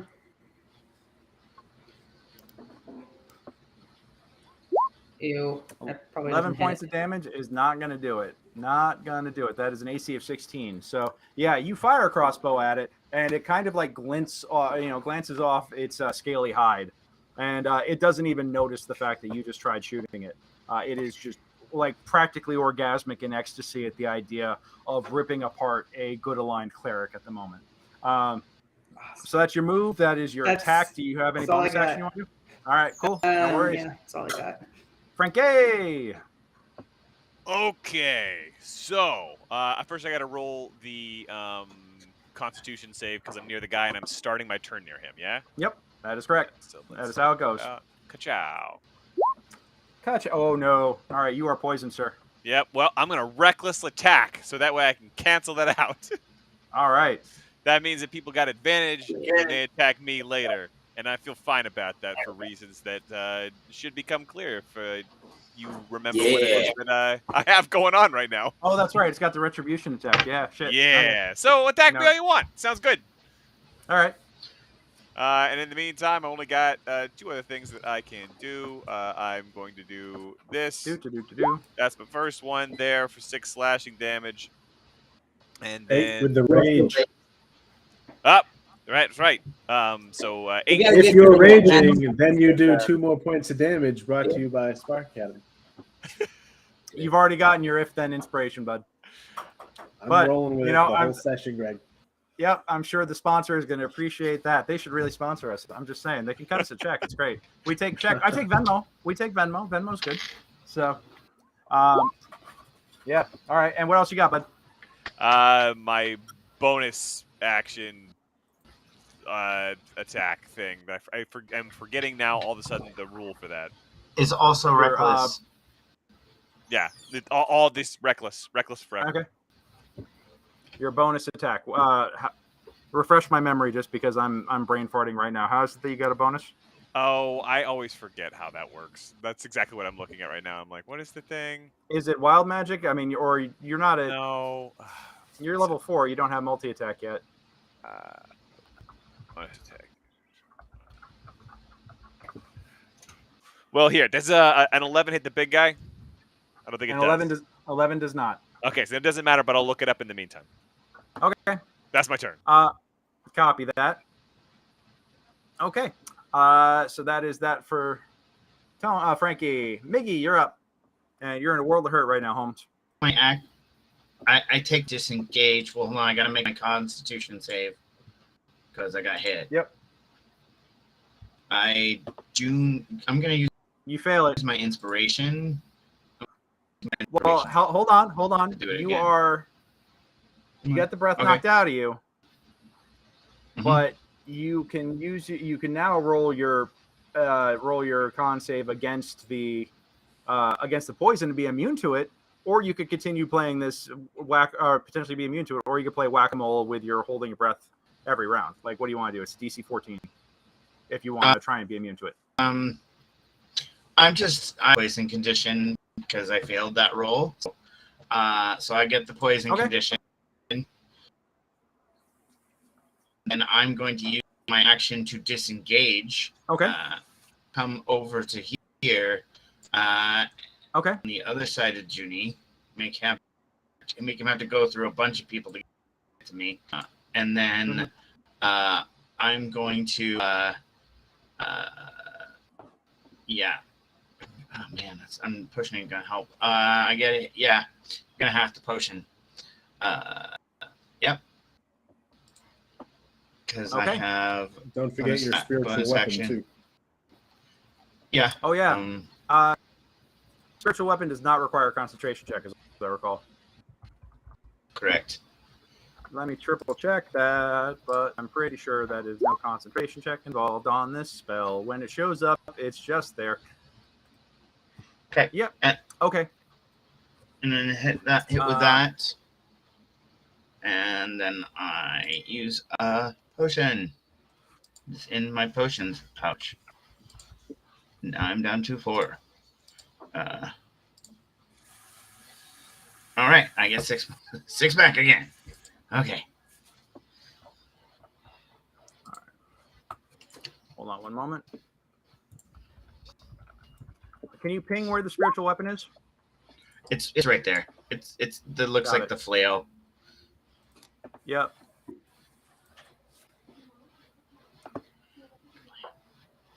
Do I have a flail? I want to have a flail in here. Come on. Give me a flail, please. I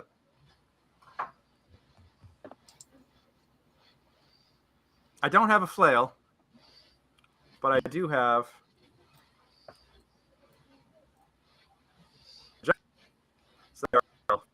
moment. That is what it's be doing. Yep. And Was maybe that I'm a going to give you lollipop of control. justice? Yeah. Sure. Okay, so I'm saving No, my it's one of those reaction, pizza movers. and I saved my reaction. Leaves the spot around my spiritual weapon, so I can attack of opportunity. Got I it. don't know if Okay. that works or not. That sounds good. Okay. All right. Cool. So, brought to you by the Lollipop Guild. Absolutely. So that is it for Miggy. Let's go back Man, to I our little invested guys. in the Lullaby League. 1, 2, 4. We're gonna go 1. See, that's what I get for investing in the Lullaby League. Yeah. And then this right, that's Tiny Tony. You know what? I'm Yeah, gonna Tiny attack Tony's Tiny a bit- Tony because screw him. He's not on the ground. He's like, he's like good 15, 20 feet up on that column. He's a little Up on which? this He's column. on, that's right. He's Yeah. on the ring. Okay. How did he get up there? He flies. Oh, that's right. He's got wings. You and your. All right. Cool. And a So- good inventor doesn't invent something that's crawling around when it can fly or crawl or walk or run. I mean, spent a this lot is of time true. on If my it ain't design. broke, it doesn't have features. Yeah. All right. So in that case, we're gonna do. Oh, in that case, that guy's not gonna go there. He's gonna come up here, take the place of his dead buddy, and he's gonna attack Kassan instead. So First, he's we're going gonna to resolve the ones on Kassan first. All right, go for it. All right, here it comes. Eat glaive. Oh Yeah, no! Baby. Oh, Critical strike no! is bang. No! Yes. Yes, All love right, it, love it. Roll that beautiful bean footage. Big money. All right. So 7 plus. If you're doing the max dice, it would be 7 plus 14, so 21 damage. 1d10 RO greater than 2 plus 4. 3 plus 4. All right, yeah, so we're going to go 21 damage. Yeah, this guy is just obliterated. He explodes like he's just been straight gibbed. You just bring it down on him. You bring the thunder down upon him, and he is just toast. So in that case, I should know better than to throw anything with a low AC anywhere near you guys. But this is that's on me. I set the bar too low.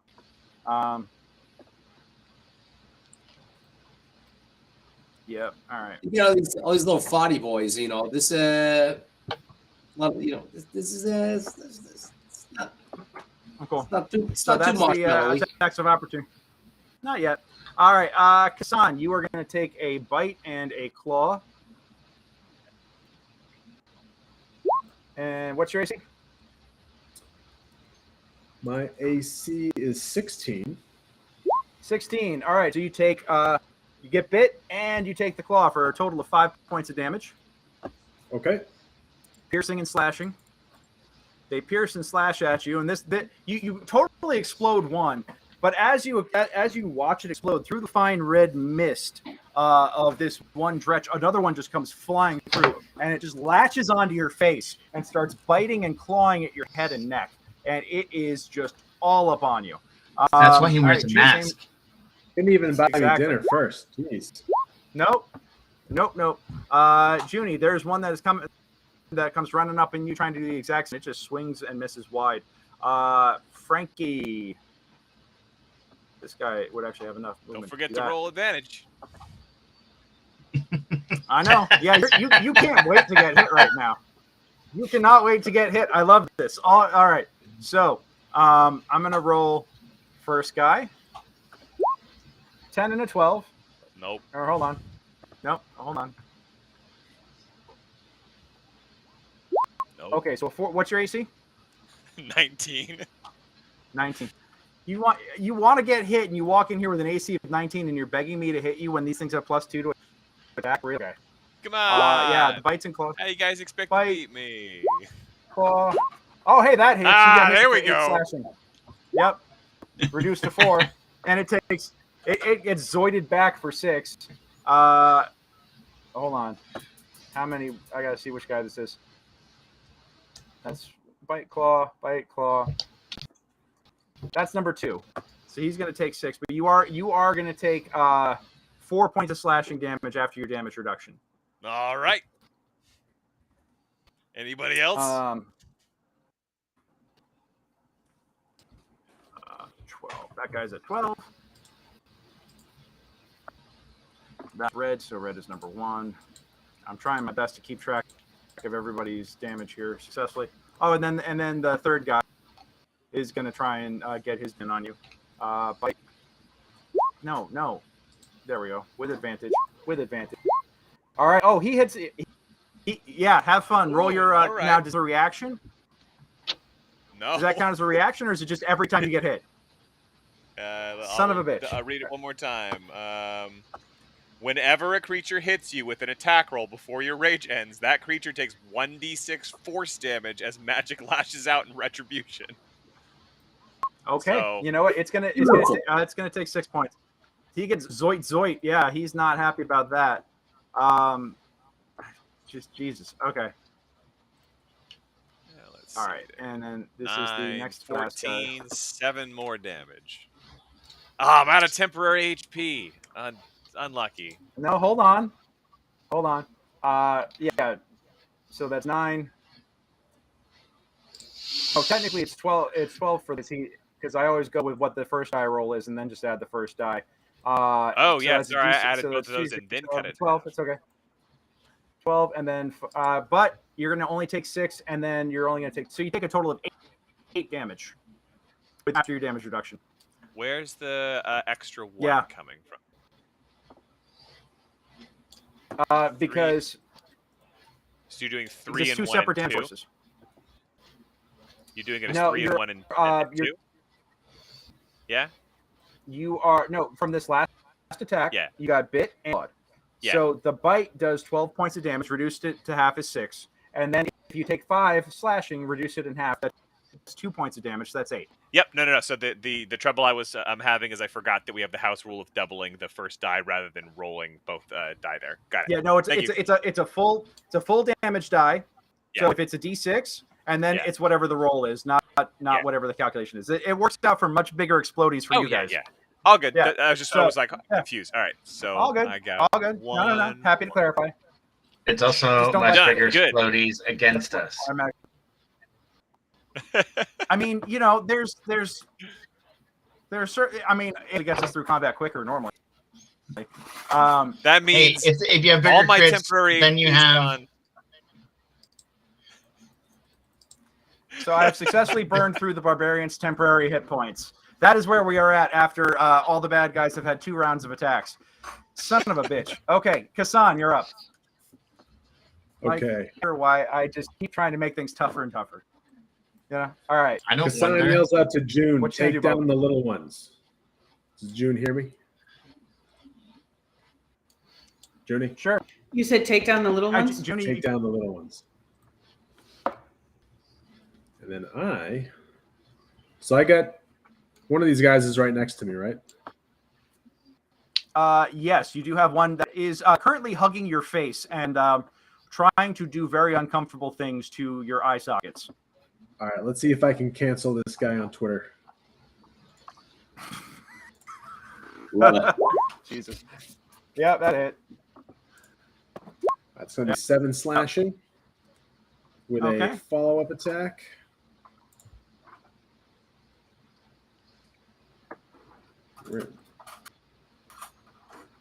I don't know if I'm lagging or it's not going through. All right, we'll go ahead and hit it one more through. time. It didn't All right. go through, apparently. 15. 15 hits. 14. Wow. Yeah, you literally explode this dude. Just splat. You wind up. It's in your face, trying to like reach through your mask with its claws and try to like gouge your eyes out. And you just immediately take your polearm with both hands and just start whacking yourself in the face with it multiple times, but thankfully the Dretch you just beat it to death as it is clinging to your face, and after just like after a couple of really fierce strikes, it hangs there for a beat and then just kind of banana peels off, and it falls to ribbons as it hits the ground. Stage 5 Clinger. All right, do I want to move? Is that it? Is that it? Versus, give me a con save. I'm not immune to them from the last time I made it? That's not for it's not for stench. Okay. Was their initial attack a stench thing? Just roll the con save. Got a 19 for you. Okay. Noted. All right. Sounds good. Moving on. I better not start getting little sores on my lips, god damn it. No, but if you rolled a 10 or lower, you'd have it in a couple of days. All right, Tony, you're up. All right, so I sidestep 5 feet over. I'm acid splashing red and yellow, who are by my brother Frankie, who need to be expatriated from this world. So that's DC Dex 14 Dex save for those two jabronis. So they take 8 acid. Okay. DC 14 Dex save and save for none. No. Save a suck, I believe, since it is a cantrip. Copy. Yeah, that is always save or suck with those. Okay. Dex and Dex, straight rolls. Hey, one makes it. All right, but one guy go splishity splash. Which one you want to take it? Let's say the one that's let's say yellow. Yellow takes it. All right, cool. And then that is Tiny Tony is lining him up with his Tiny Tony gun, and let's see what he does. Hits him for 3. Almost good enough to dust him, but not quite. Not quite. All right. Yeah. So he's at 1. Got it. All right. That is logged and noted. Okay. Do you have anything else you want to do? Not at the moment. Thank you. Copy that. Chunky boy.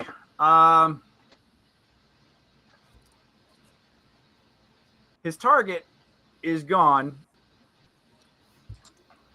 He's gonna turn on Kassan because Kassan was right there.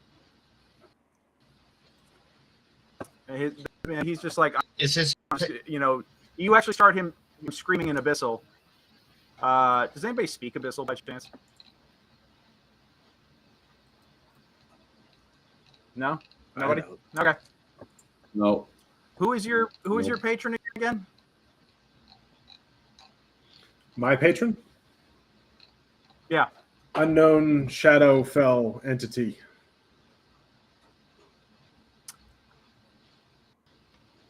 Copy that. Give me a insight check with disadvantage. 5. All right. Yeah, you can tell that this thing's pissed and it's screaming something. It's screaming something, but you can't really tell what. All right. Bite off and then claw. So I'm assuming the 20 hits? Yes. 16 piercing. Does the 15 is probably not going to hit you. I think your AC is what, 17? 16. 16. All right. So the 19, the claw does go rip through you for another 10 slashing damage. So you're going to take a total 6. So that's going to drop you. You are unconscious. It's going to take me to 1. I'll take you to 1. I still had 6 temporary hit points because we got into this with 11. That is true. All right. You are at 1 hit point as this thing has just like Uno come cracking on you real hard. I didn't hear no bell. I can do this all day. Oh God! If you guys are gonna just start asking for them, I'm gonna have to start killing you. Okay, Junie, I you're up. believe that I've been asking for this since the start of this combat. Yeah. Yeah, but you know the thing is, you're not in its direct line of vision, so yeah, you're already behind it, and it doesn't really seem to give a shit. So Junie, what you want to do? Okay, I'm going You to. You see this big guy come up and just start ripping at Kassan, and after Kassan like sweep the remains of a wretch off of his helm, he turns around and just starts getting ripped apart by this thing. Jesus. Okay. But here's the thing: is this other guy's right next to me, so I'm going to have to draw my dagger, and hit this guy. Hopefully. All right, go for it.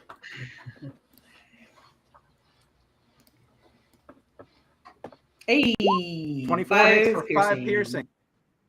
You stabbity stab. He's at 13 hit points. That's all I got. Got it. Okay. Okay. That is it for Junie. Frankie, you're up. So I figured out what the thing is with the bonus action. It's that that's what I can do when I've got my scimitars because they are both light weapons. Ah, that's right. That's what it was. Yep. So that way I get 2d6 instead of 1d10. And in fact, that's exactly what I'm going to do. I'm going to go ahead and put down this Moon Touch longsword so that way it will continue to glow. And I... Magic. Oh, that's right. Yeah, good point. Nope, just going to keep hitting it. Yep. Fun times. All right, keep hitting it.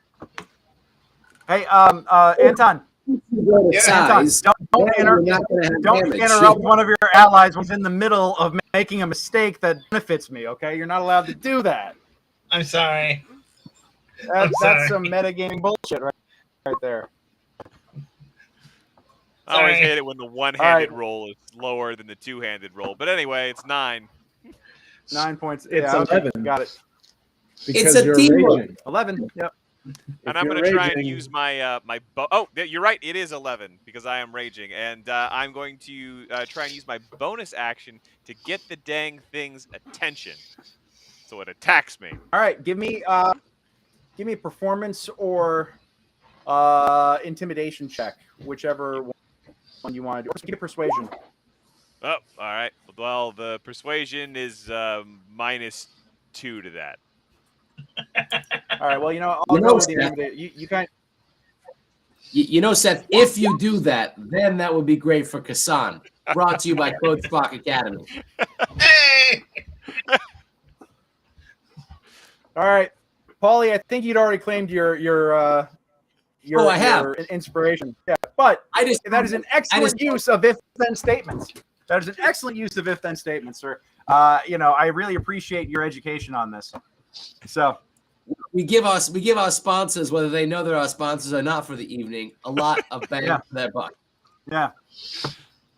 If you sponsor us, then we will give you great service.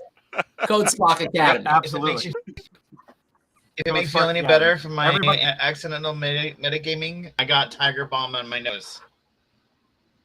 So no! My face is burning. burning. No! Oh God! All right. Well, it is. Nobody deserves. Well, nobody deserves it in the jockstrap. On the nose is just funny.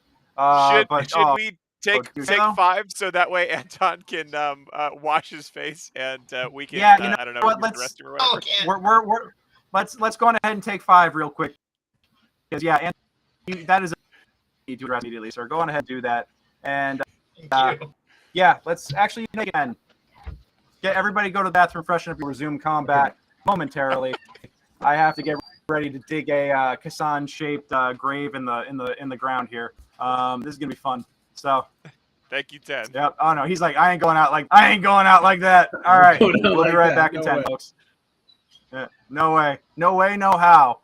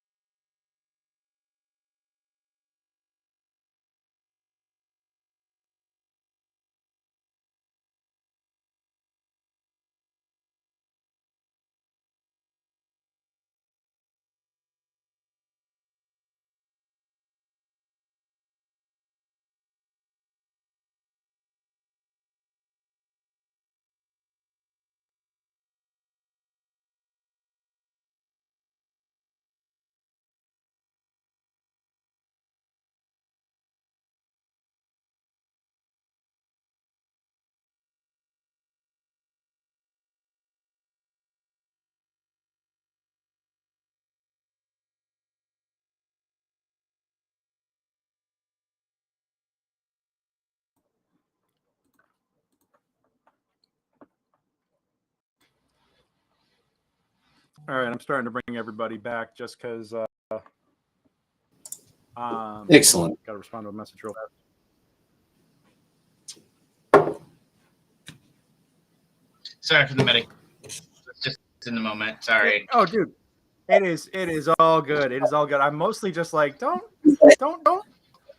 But Is that metagaming? I mean, there's plenty of tables where you're helping each other out. Like, what are you doing? No, don't do that. You do this. Yeah, I know. Well, I know. Like, don't drop the magic sword while you're fighting the demon. Junie just told you. Oh, right. I get back up. Yeah. Barbarian also stupid, so. Right. Yeah. I'm very angry right now.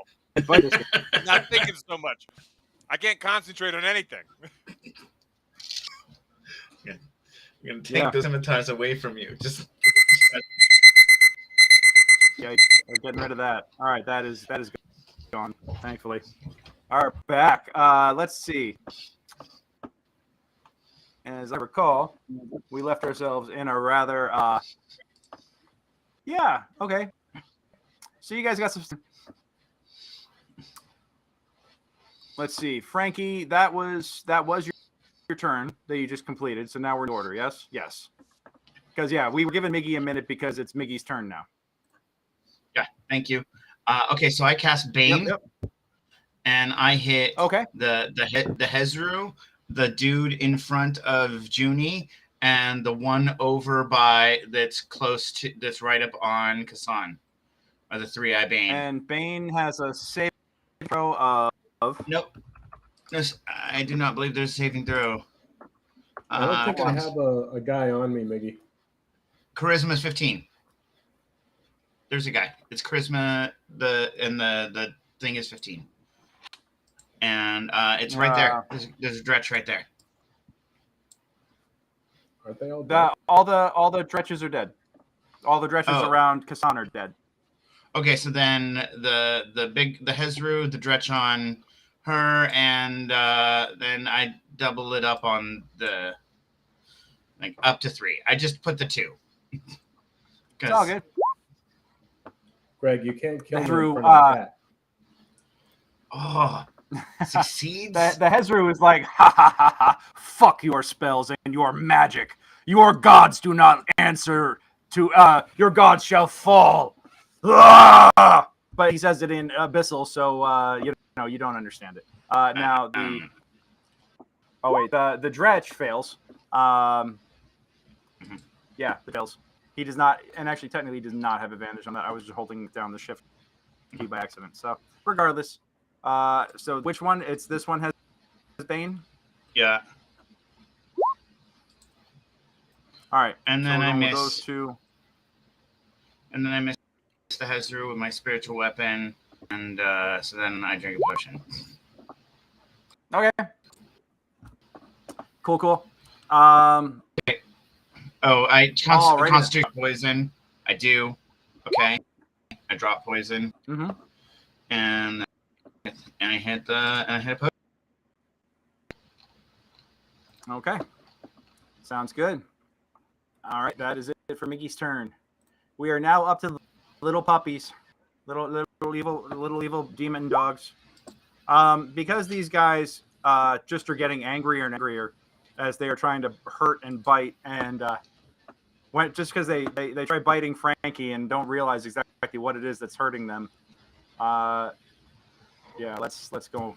All right, first guy. That's a 20 for one piercing. Roll your damage on him. And you're gonna take 0. He's gonna take 8. Holy crap! That is like the ultimate backfire. 8 there. Ignore the 8. That was a misclick. So it's just 5. All right. So yeah, that it latches onto you, and the 1 point of piercing you do not take. The 11 does not hit. Second guy. 22 is going to be 7 points of damage from the butt. That'll be reduced to 3 for you, and then the slashing, so that'll be 2 for you. So that's 5 points of damage, and then hit him again. He hit you twice, Seth. Sorry, So he gets hit one me more the d6. second time. I see the 22. He got And the 18. 22 Oh, and then my- an 18 and 18 on the close. Yeah, my AC Yeah, is 19. 18 on the close. Son of a bitch. I could have. All right.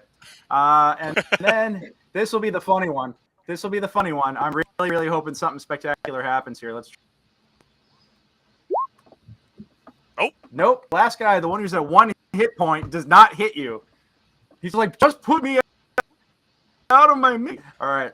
And then bite and claw on Junie. 17. That will hit, yes. Sounds good. 6. All right, you're going to take 2 points of piercing that bites onto your leg. Okay. That is it for that. Is literally, I'm down to 4 of these guys left, so everybody else is toast at this point. Kassan, it is your action. What do you want to do?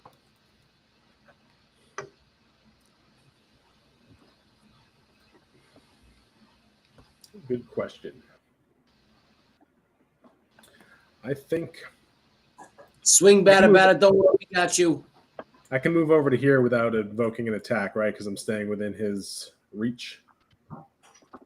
Yeah, you don't leave his Can I go attack range. So yes, you can actually move in. Yeah. Yeah, sure. All right. Okay. I will take a You are swing now at at the the foot dretch. of the statue of Herm Hunter. Yep. I want to take a swing at the dretch in front of June. Mm-hmm. Okay. 14 to hit. Hit. 7 slashing. Copy that. Takes it like a champ. And then I am going to bonus action Misty Step to here. Okay. Okay. Well, that changes what I was going to do. Okay, good to know. Good to know. Good to know. Hold on real quick. And that will be my turn. Well played. You know what I was going to do. Hang out next to the healer. Can I tell you what I was going to do? It was going to be beautiful, but I'm glad.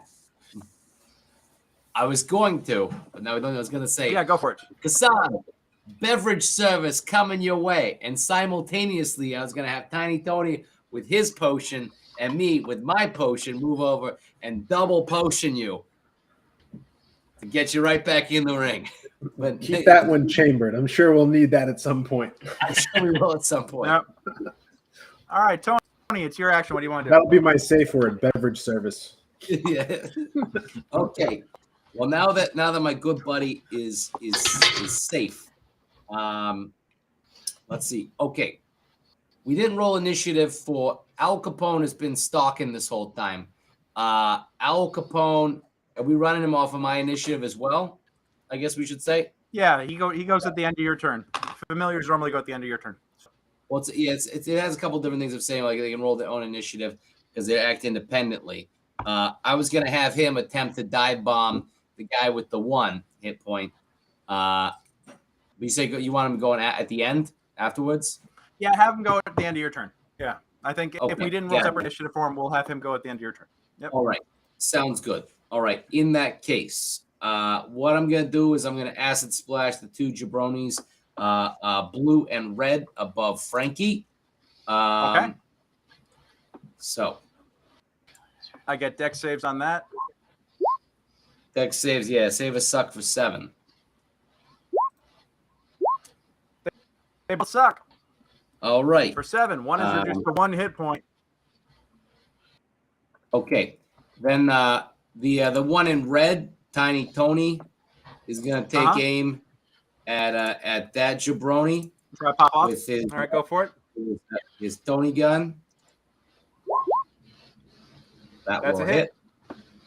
And then Al Capone flying by. Yep. And he does 1d1 on yellow. So I'll take him. Amazing. Amazing. Incredible. All right. The tiny total on me, dropping bodies. Okay. All right. Next up. So I'm gonna displace 5 feet this direction. Sounds good.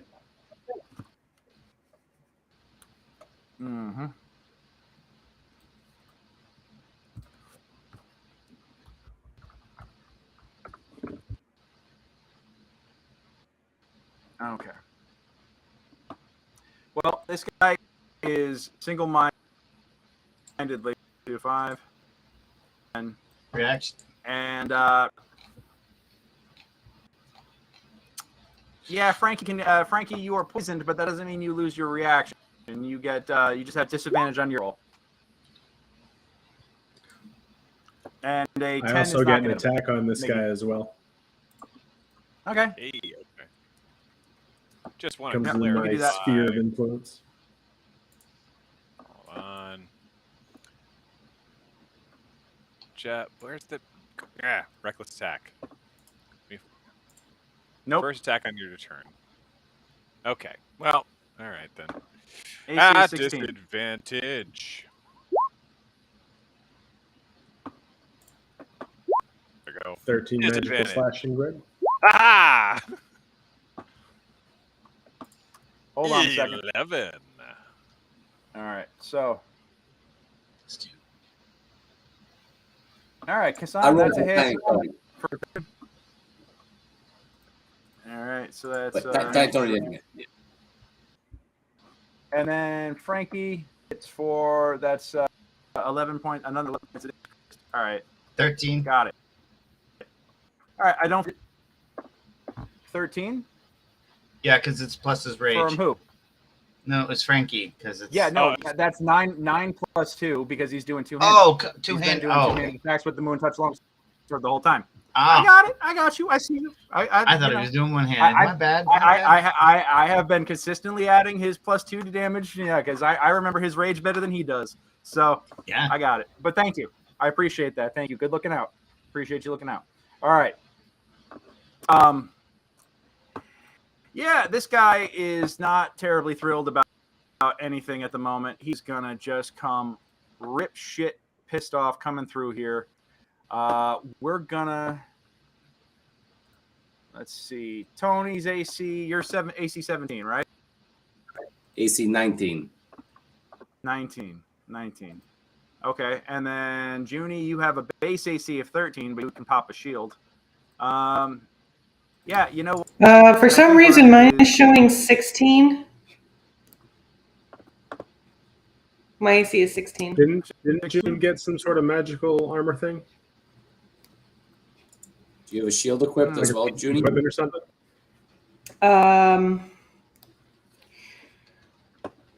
Racers of fuck this demon hitting me. No, but I don't know. My sheet says my armor class is 16, so. Okay. Well, you know what? I'm going to honor that, and then we'll figure that out later.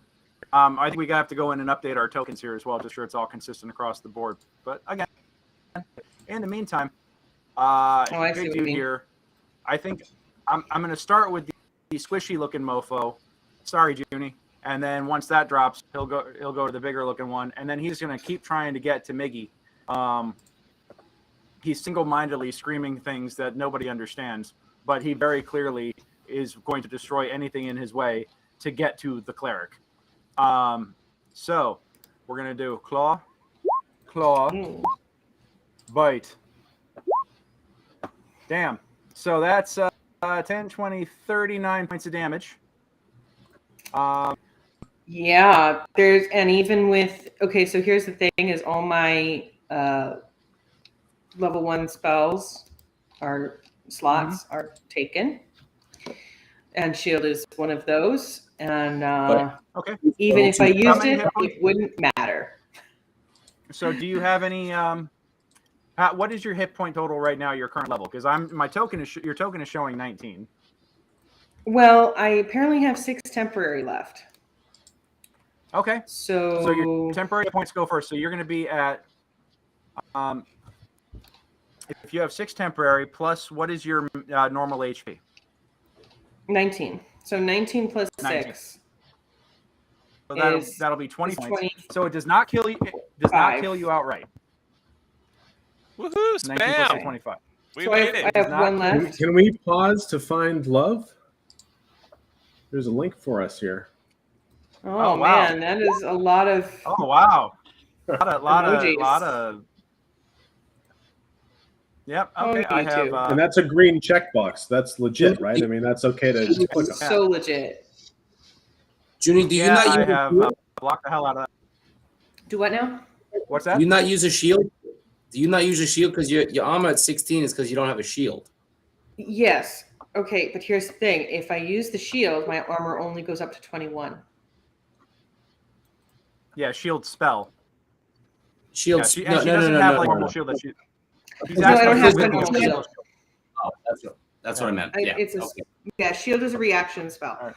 So No, I have that. I have that too. I thought I use a shield and have shield. So I just didn't know. If you Oh, didn't, I don't use a shield.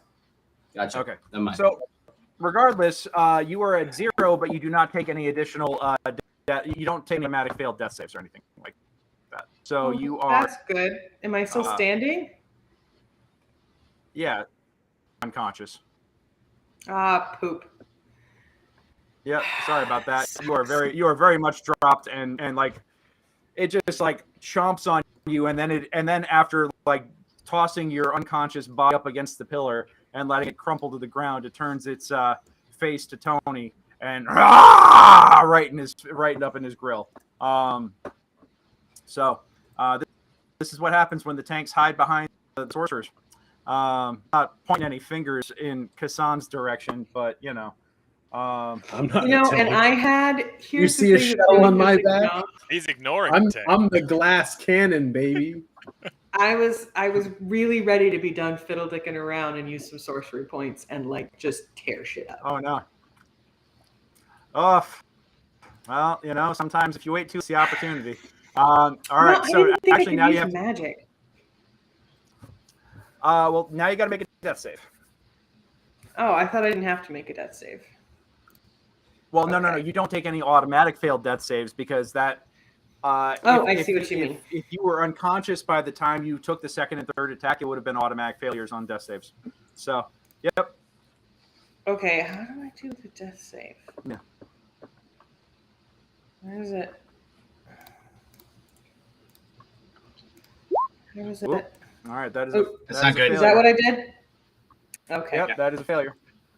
That's one down to start. All right, Frankie, you are up. So this poison, there's no like redoing this save each round. Hold on, let me read until the start of its next turn. Okay, yeah, you are out of the cloud at this point, so you are no longer poisoned. Nice. Okay. Now it has taken its cloud with it. I'm gonna go ahead and move right back into that cloud. Why am I marked this dead? No, well, sorry, I was getting a little excited there. All right. Yeah, you go do that, and you go in, and that one dretch is gonna try and swipe at you as you go. Promise. The last remaining, yeah. Come Oh yeah, he's on. going for it. Ah. Nope, and he misses wildly. Oh my god, it's comical for just like literally bodying people for attacking you. But yeah. All right. It is now yeah. Now what do you want to do? Right. Let's do it again. Two-handed, moon touch, longsword, cut, and also attempt to draw its fire. I want it to focus on me.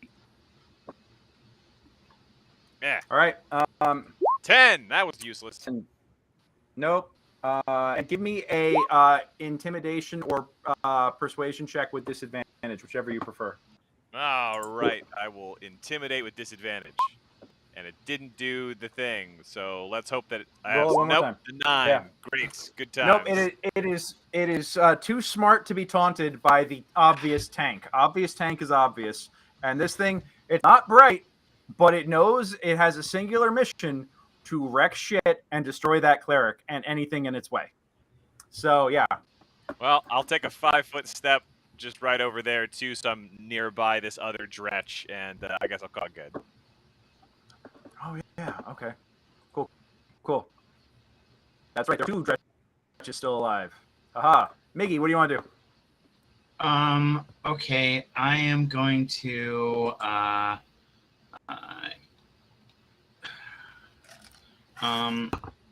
fucking hell. All right, so I am going to unibeam the bad bitch. All right. So I'm gonna upcast. That's June, not me. Sorry. I figured out why her AC is higher because it's draconic resistance for being a sorcerer. Oh, that's right. She's Yeah. Yep, that makes sense. Sorry, I thought I'd do that while you were doing the thing, and I forgot to clip back my character. No, Sorry. I sincerely appreciate that. Thank you, sir. Guiding bolt at level 2. Go for it.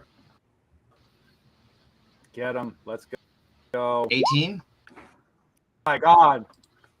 Oh my God. 20 radiant. Holy shit. Yeah, you got Iron Man on this guy. He is vulnerable. He's not vulnerable to radiant damage, thank God. Okay. Because I don't want to see my bad boy get like a hole blown directly through him in one shot. Right. But yeah, do not like. Oh, he is agonized Here with my movement, the salve that I have ready for Junie, which is got to click the thing, and that is Okay, hold on. Kagron. Are you doing a potion or are you doing a self? It's salve, like the bonus action, right? Or can I do that? I have to use a potion for the bonus action. Potions. I probably have a bonus potion. action. Right. Okay. Yeah. So, all right. Yeah. Thank you.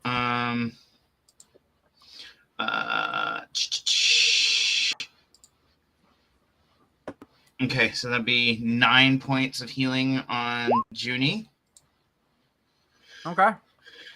and then another 5, 10, 15, 20, 25. Blah, blah, Okay. blah, blah, blah, blah, blah, at it too. Okay. It's you notice that it follows you and it is tracking you with its eyes and turns to face you whichever direction you go in. Yeah. So this thing, yeah, and now you put you put the tank in between you. This is good. Okay. I see what's up. Let's go. Do you have anything else up your sleeve? I couldn't move my spiritual weapon, so.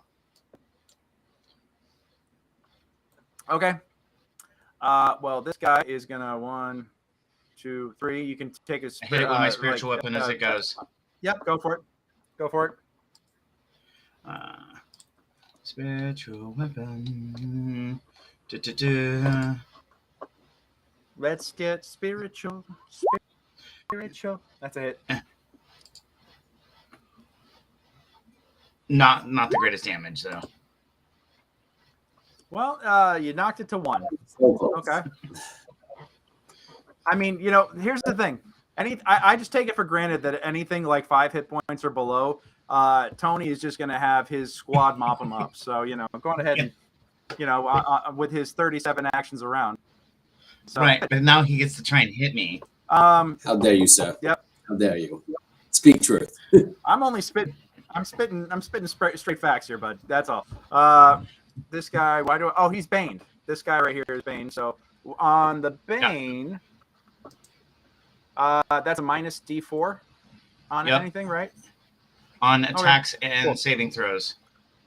Cool. All right. Well, they're going to give each other advantage. Bite 21 to hit.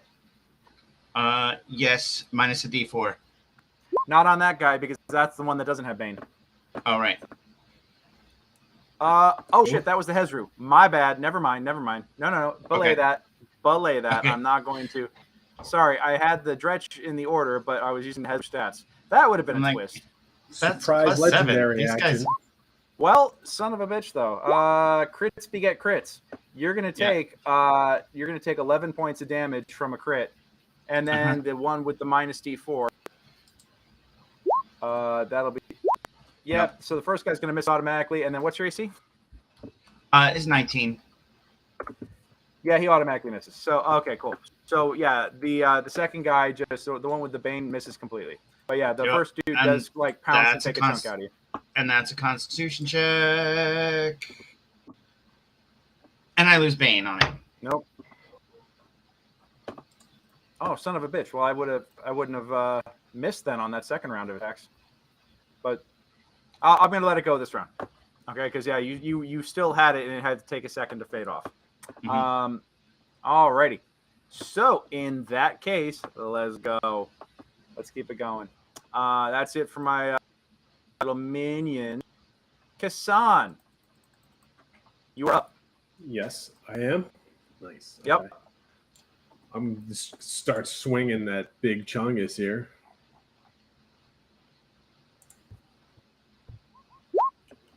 12. 12 ain't gonna do it. All right. I'm gonna use Gonna inspiration. do it. reroll. You also do have a you have 2 allies and a standing stone between you and the baddie. So I'm gonna rule that you do not have a direct line of attack on it without moving. Do not have line of attack. Okay. I'll have to move. Yeah. All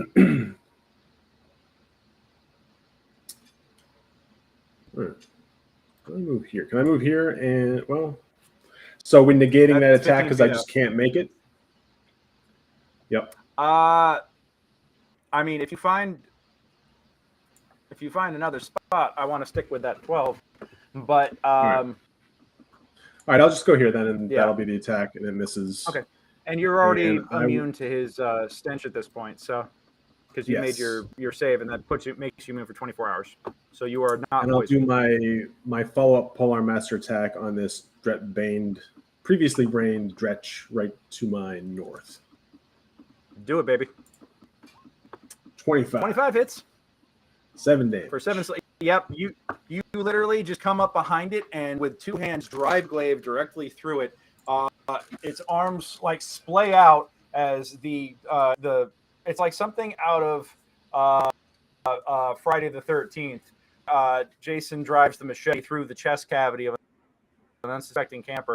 That's what this is reminiscent of. And you hoist it up and plant your glaive on the ground and watch as the Dretch corpse just like slides down it. And you put your foot on its chest and pull the other end of it out. Yeah, that's just, it's dead. And that's my turn. So, and that's your turn. I love it. Cool. Yep. All right, Tony's up. All right. So, for my action, I use my last spell slot to create the Eldritch Protector. It moves 10 feet and it latches itself onto Kassan's back. I use my bonus action to activate it. The allies within 10 feet, who are Junie, Frankie, Miggy, and Kassan, all get 6 temporary hit points. Okay. And then let's see here. Then Al Capone, still searching for blood. Friggin' crits with his 1d1 on the blue Gretch. Critting for 2, since owls do 1d1. And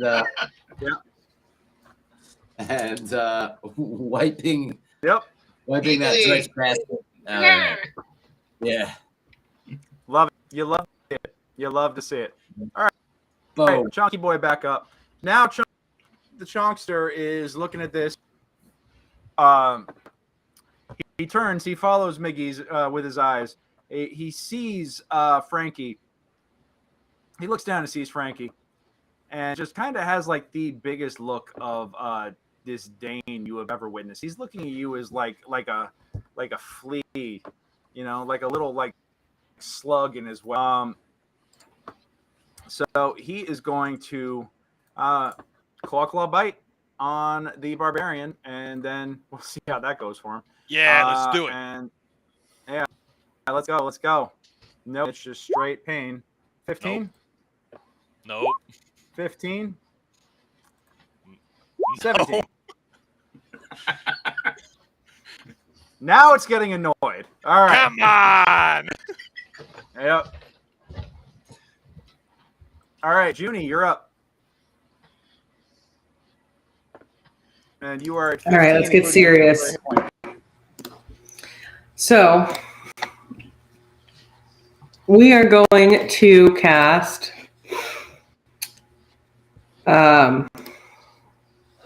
Shocking Grasp on Mr. Guy. No. Sucks. That's The 9 okay. is not going to do it. How many Okay. allies do I have in a 5-foot radius? In a 5 foot, how many allies do you have in a 2? 5 foot radius? Did Of- Me of and knock Tony myself are in a out of my 5-foot own- radius. Roll 20. I knocked myself out of roll 20. Hold on 1 second. I think it should be Little bit. me.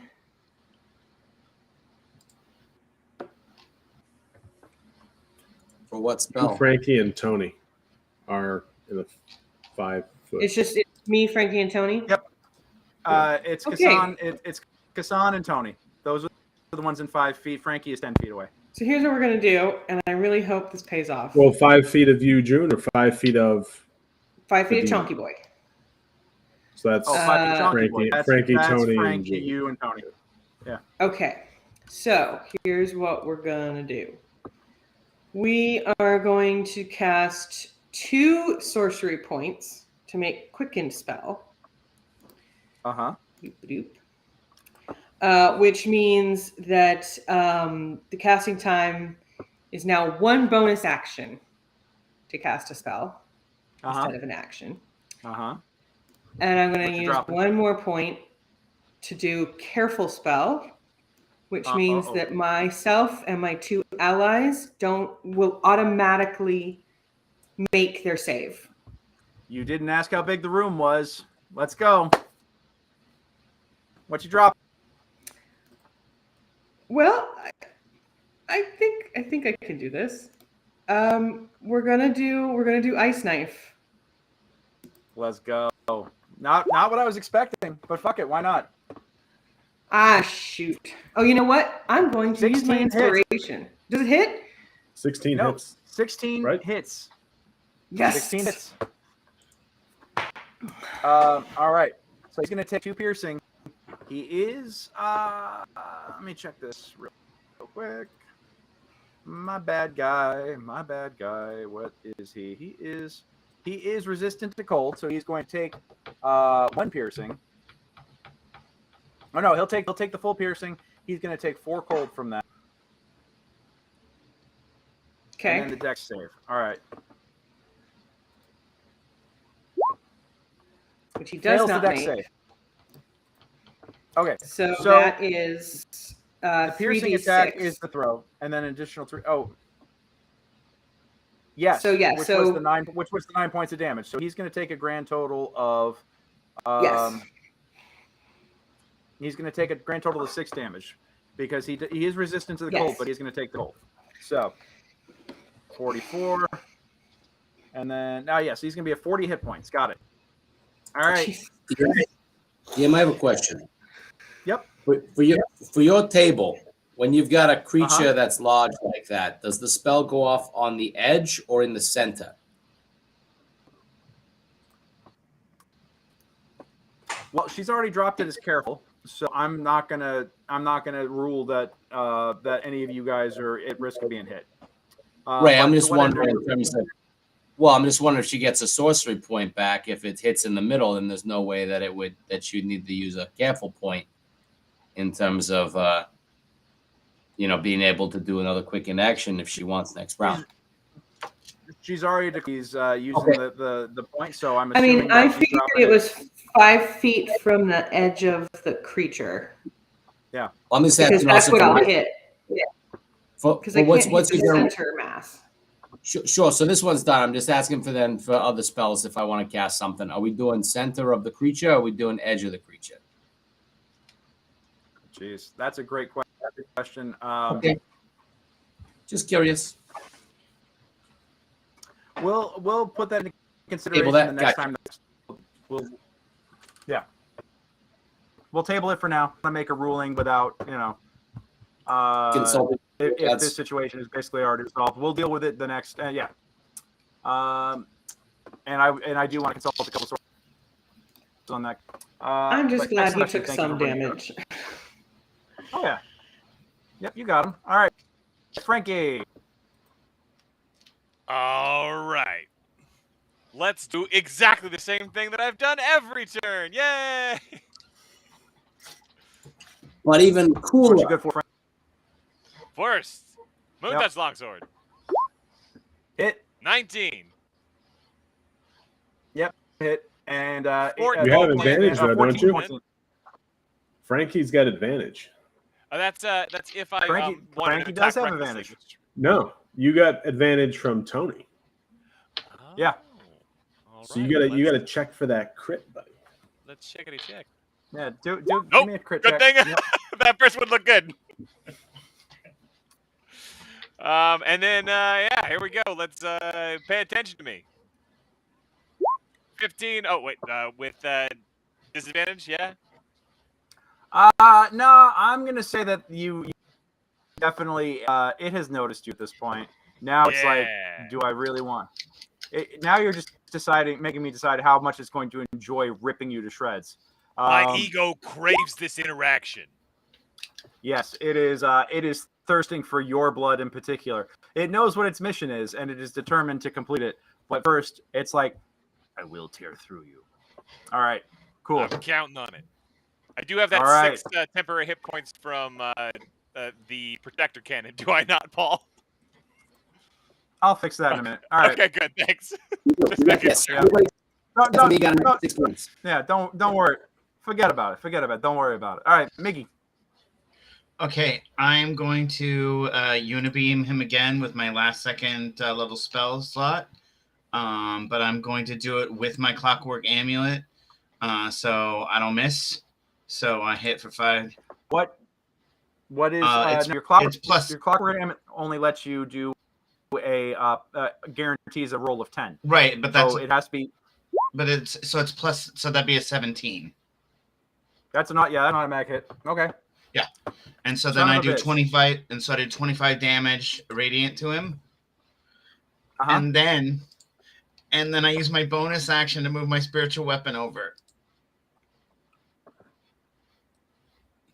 Get him. All right. Yeah, your spiritual your spiritual weapon and the unibeam, you actually burn a hole through it, and it melts to the ground. Oh, what a world! What a world! Ah. How do you want to do And then it this? gets this. So I step over here, I unibeam him, burns a hole straight through his chest, makes it stop and look, get a little confused, and here comes the spiritual flail and smashes its stupid face in, and it falls over. Plunk. Yes, that is correct. All right. It is dead. I'm sorry, guys. I think that might have been my bad. I don't know. I look at the statue. Did I do this? Was this my bad? I don't know. Give me I a don't religion think so, check. Miggy. I'm so bad at religion. The irony. You know that Hearn the Hunter did not deal in demons. Okay. Yeah, no, it doesn't make any sense. This would Yeah. be like a Nargle or a Nurgle thing. No, you sure? Because if this guy just sent a bunch of demons after us, I'm gonna knock over his statue. But I'm double checking here. We good? Yeah. Yeah. Remember what happened last time you knocked over a statue of a god? I'm just saying. I'm just saying. Yeah, that went great, right? That went great. I'll make sure you guys take double from elemental damage now going forward too. What? So No. I love Matt's reaction is just like, God damn it. Frankie, don't molest any more statues. So okay. So I don't think that Hearn sent the demon after us. I think someone else did, like the sneaky, creepy orc acolyte named Herman. You think that Maybe, you're actually Hamish. voicing your suspicion? Oh yeah. You're voicing your suspicion that it is one of your own brethren? Why? Because he's a half-orc? Racist. No, because he's acting creepy. Or he's acting Gamdar. creepy and kept coming out. Yeah, Gamdar. And he kept coming out here. I don't know what the difference really between half-orcs and humans are. They're all kind of... Well, maybe someone's mad that we're doing good. You know, that they're trying to... I'm not saying it's definitely him, but I got some suspicions. Yeah, we should look into that. Check in with Vicky and see what she sees. Yeah. Okay. There's a lot of weird things going on out here, though, too. You know, like we've been doing not to pat ourselves on the back too much, but we've been kind of kicking evil in the nards lately. You know, they might have thought they'd catch us unawares. I mean, yeah. Well, it is as you're standing there, the corpses slowly burn away one by one. Yeah. With a puff of smoke and hellfire. Oh, should we check on the our corpses buddies over here that we your- just revivified back to their own bodies? Yeah. They both kind of come back unarmed and unarmed, barely like standing, and unarmored. They come back and just say, they start expressing their gratitude for everything that you've done. Well, no. Just because you mended the corpse's arm does not mean that they are actually capable of fighting demons seconds after waking up. Sure, they can. They can't do it well, but they can do it. Yeah. So are they no longer corpses, technically? Yes, they are. I don't have better tokens for them right now, but they are basically But restored to... They're alive-y. So They're alive-ish and restored to health, yeah. So then if they were to go back to Helix, they wouldn't set off any alarm bells? Most likely not, yeah. Okay. They are living creatures. Haywood is kind of like, does that happen every time that you bring someone back from the dead? That seems like a problem. I don't know. First time I've ever done it. Yeah, we did a lot of research, but we were kind of, going by best guess. I mean, you guys are not exactly normal. I wasn't exactly positive it was going to work. We couldn't So you afford the killed good us not- resurrection scroll. We had to get the scroll plus demons. It was on discount. No one wanted it. Like it was a solid. It was a solid 70. Yeah, 7 out of 10 that I could make it work. But you killed you destroyed our corpses, our animated corpses, knowing that you might not Temporarily reset you. Hey, Yeah. it was medicine. Reset. You were sick. You needed medicine. We gave you the medicine. We fixed you. You're very welcome. Don't Sometimes tell we nobody. gotta break stuff down just to bring it back up. We Yeah, and deploy honestly, a very 70-30 aggressive chance for healing Miggy is techniques. very high. So really, you played the odds. He did real good right there. So don't you give him any guff. Plus, just do the math on this. Look, you were undead, and then he made you re-dead. That's a negative and a negative, right? So they cancel each other out, and then you're positively alive again. Boom. Done. Yeah. It just makes sense. That's science. You can't refute that kind of mathematics. give me a persuasion check with advantage for bamboozling.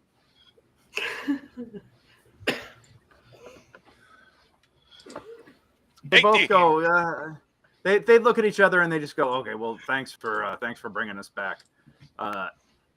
Now, since we don't have any way of defending ourselves, do you mind walking us back to town?" Yeah, of course. Check come on your- by. Hold on. Check your chat there, Seth. Oh, yeah. In fact, the thing about all this is, I believe that you may have put Miggy here in a bit of hot water with the Church of Saint Yig and all that, and you might want to compensate him for the services he has provided for you.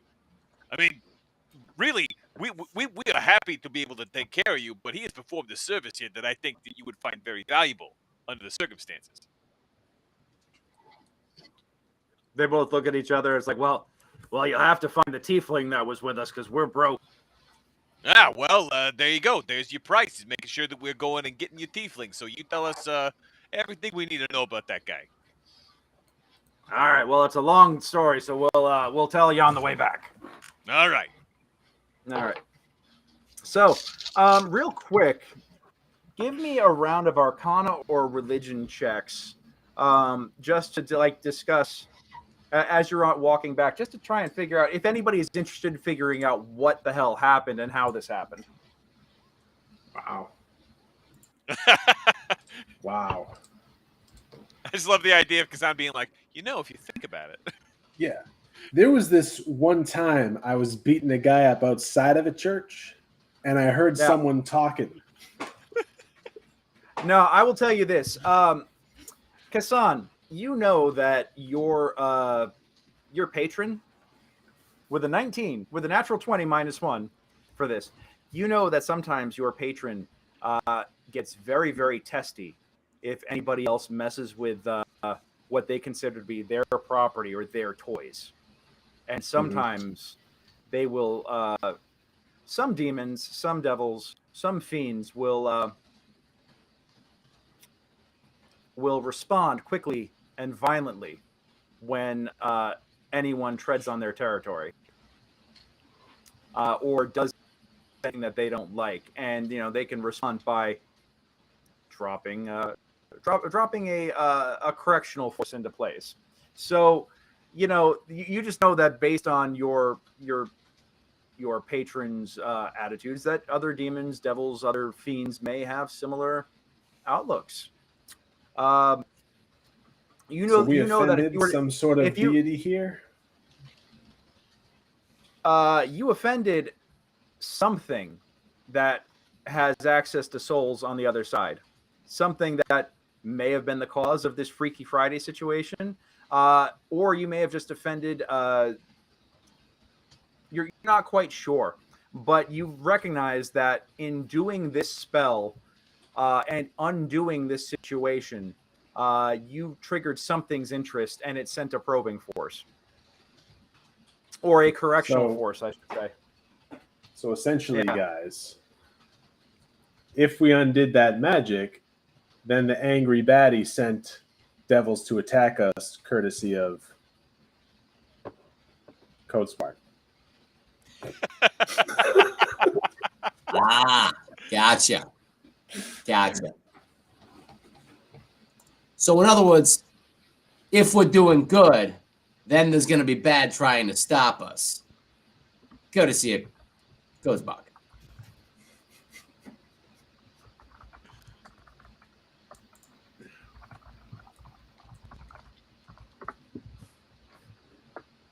All right, Anton, check your DMs. Yep.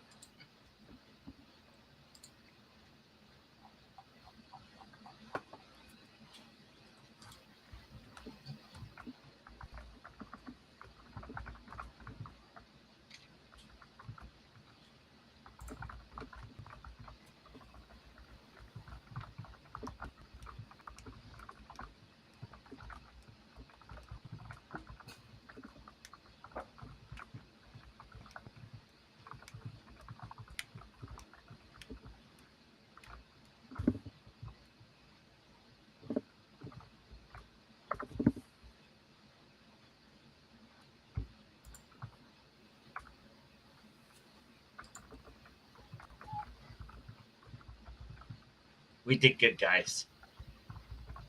Yeah. All right. I feel much better now, actually, that those guys are swapped and alive. You feel better. We feel better. Oh my God, I couldn't deal with those thin, spindly arms and legs. There's just no upper body strength in that elf.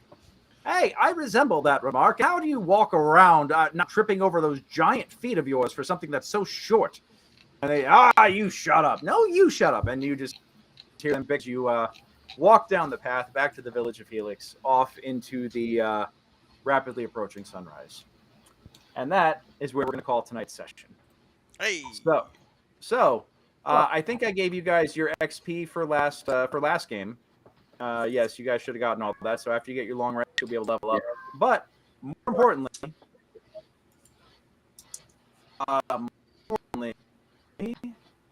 after this fight,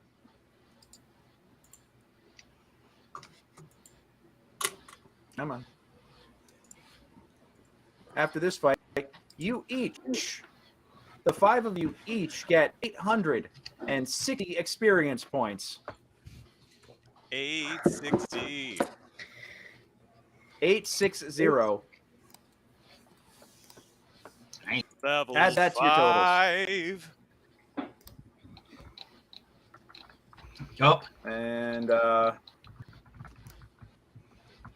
Woo! and hold on. Those are 1/4. Okay. Cool. I think because I missed, I must be short, so I'm not going to hit level 5 quite yet. Close. Okay. You close? I'm close. I need like 800. Okay. All right. So I need one more session like this one. I mean, that can be arranged. Random treasure generator. Come on. One more chunky boy. And one more Oh, I got plenty of chunky boys for you. I got a I'm sorry. second attack and I got extra movement now. Yeah. I don't have any restorations for you, Kassan. I had to use all my 2nd level spells to not die. I propose we take a few days off and spend those days restorizing the crap out of me and anyone else that needs it. Right? Yeah. Think that all makes sense. Note to self: send these things into town for the next session. Got it. Okay. Cool. It's a long run. I got another like 5,000 points to level 6. It's a big steep go. No. Don't worry, we'll get that by like next year. Yeah. Is that because you guys think I'm being stingy after giving you that many XP, or are you saying that we're just not playing often enough? Can it be? We haven't played in like 6 weeks, right? Noting that Seth is next to die. Got it. All right. So, hey, Seth, since you're being the wise ass, roll me a D10, please. You got it. Where is the? Oh goodness. Okay, here we go. I just literally haven't been playing sessions, so that's on me if I'm not here to get XP. Cinco. Wait, if you're not here, then you don't get XP. Brought to you by Codespark Academy. Yes. But considering inspiration doesn't stack, but if you are here, then I you get do XP. participate, then you get XP. Brought to you by Codespark Academy. Yes. All right. Well, that just determined what random treasure you get from this. So, I have posted it in the group as of right now. All right. So that's it for tonight. So, ladies and gentlemen, thank you so much for joining us. Everybody that joined us on Facebook, on Twitch, on YouTube, thank you for joining us. Reddit, thank you for hanging out with us tonight. Really appreciate having you all here. Once again, I have been DM Greg. I have been your Dungeon Master this evening. This has been Secrets of the Barrowmaze. Check us out at secretsofthebarrowmaze.com. I can run a game like this for you where, I will take your party of murder hobos and give them a challenge worthy of murder hobos. Yeah, you too can have your characters tested in a real crucible of awesome. So check it out, secretsofthebarrowmaze.com. Join us. I don't think I'm going to be able to make it next week, guys, because I have a gig that is calling me in on a Monday night. It sucks. If we can do any other night next week, let's see if we can make it work. But if not, we will see you guys back here in 2 weeks on hopefully next week, not sooner. We'll see you on the 15th. And until then, have a great week. Have a great 2 weeks. And roll them 20s. Good night, all.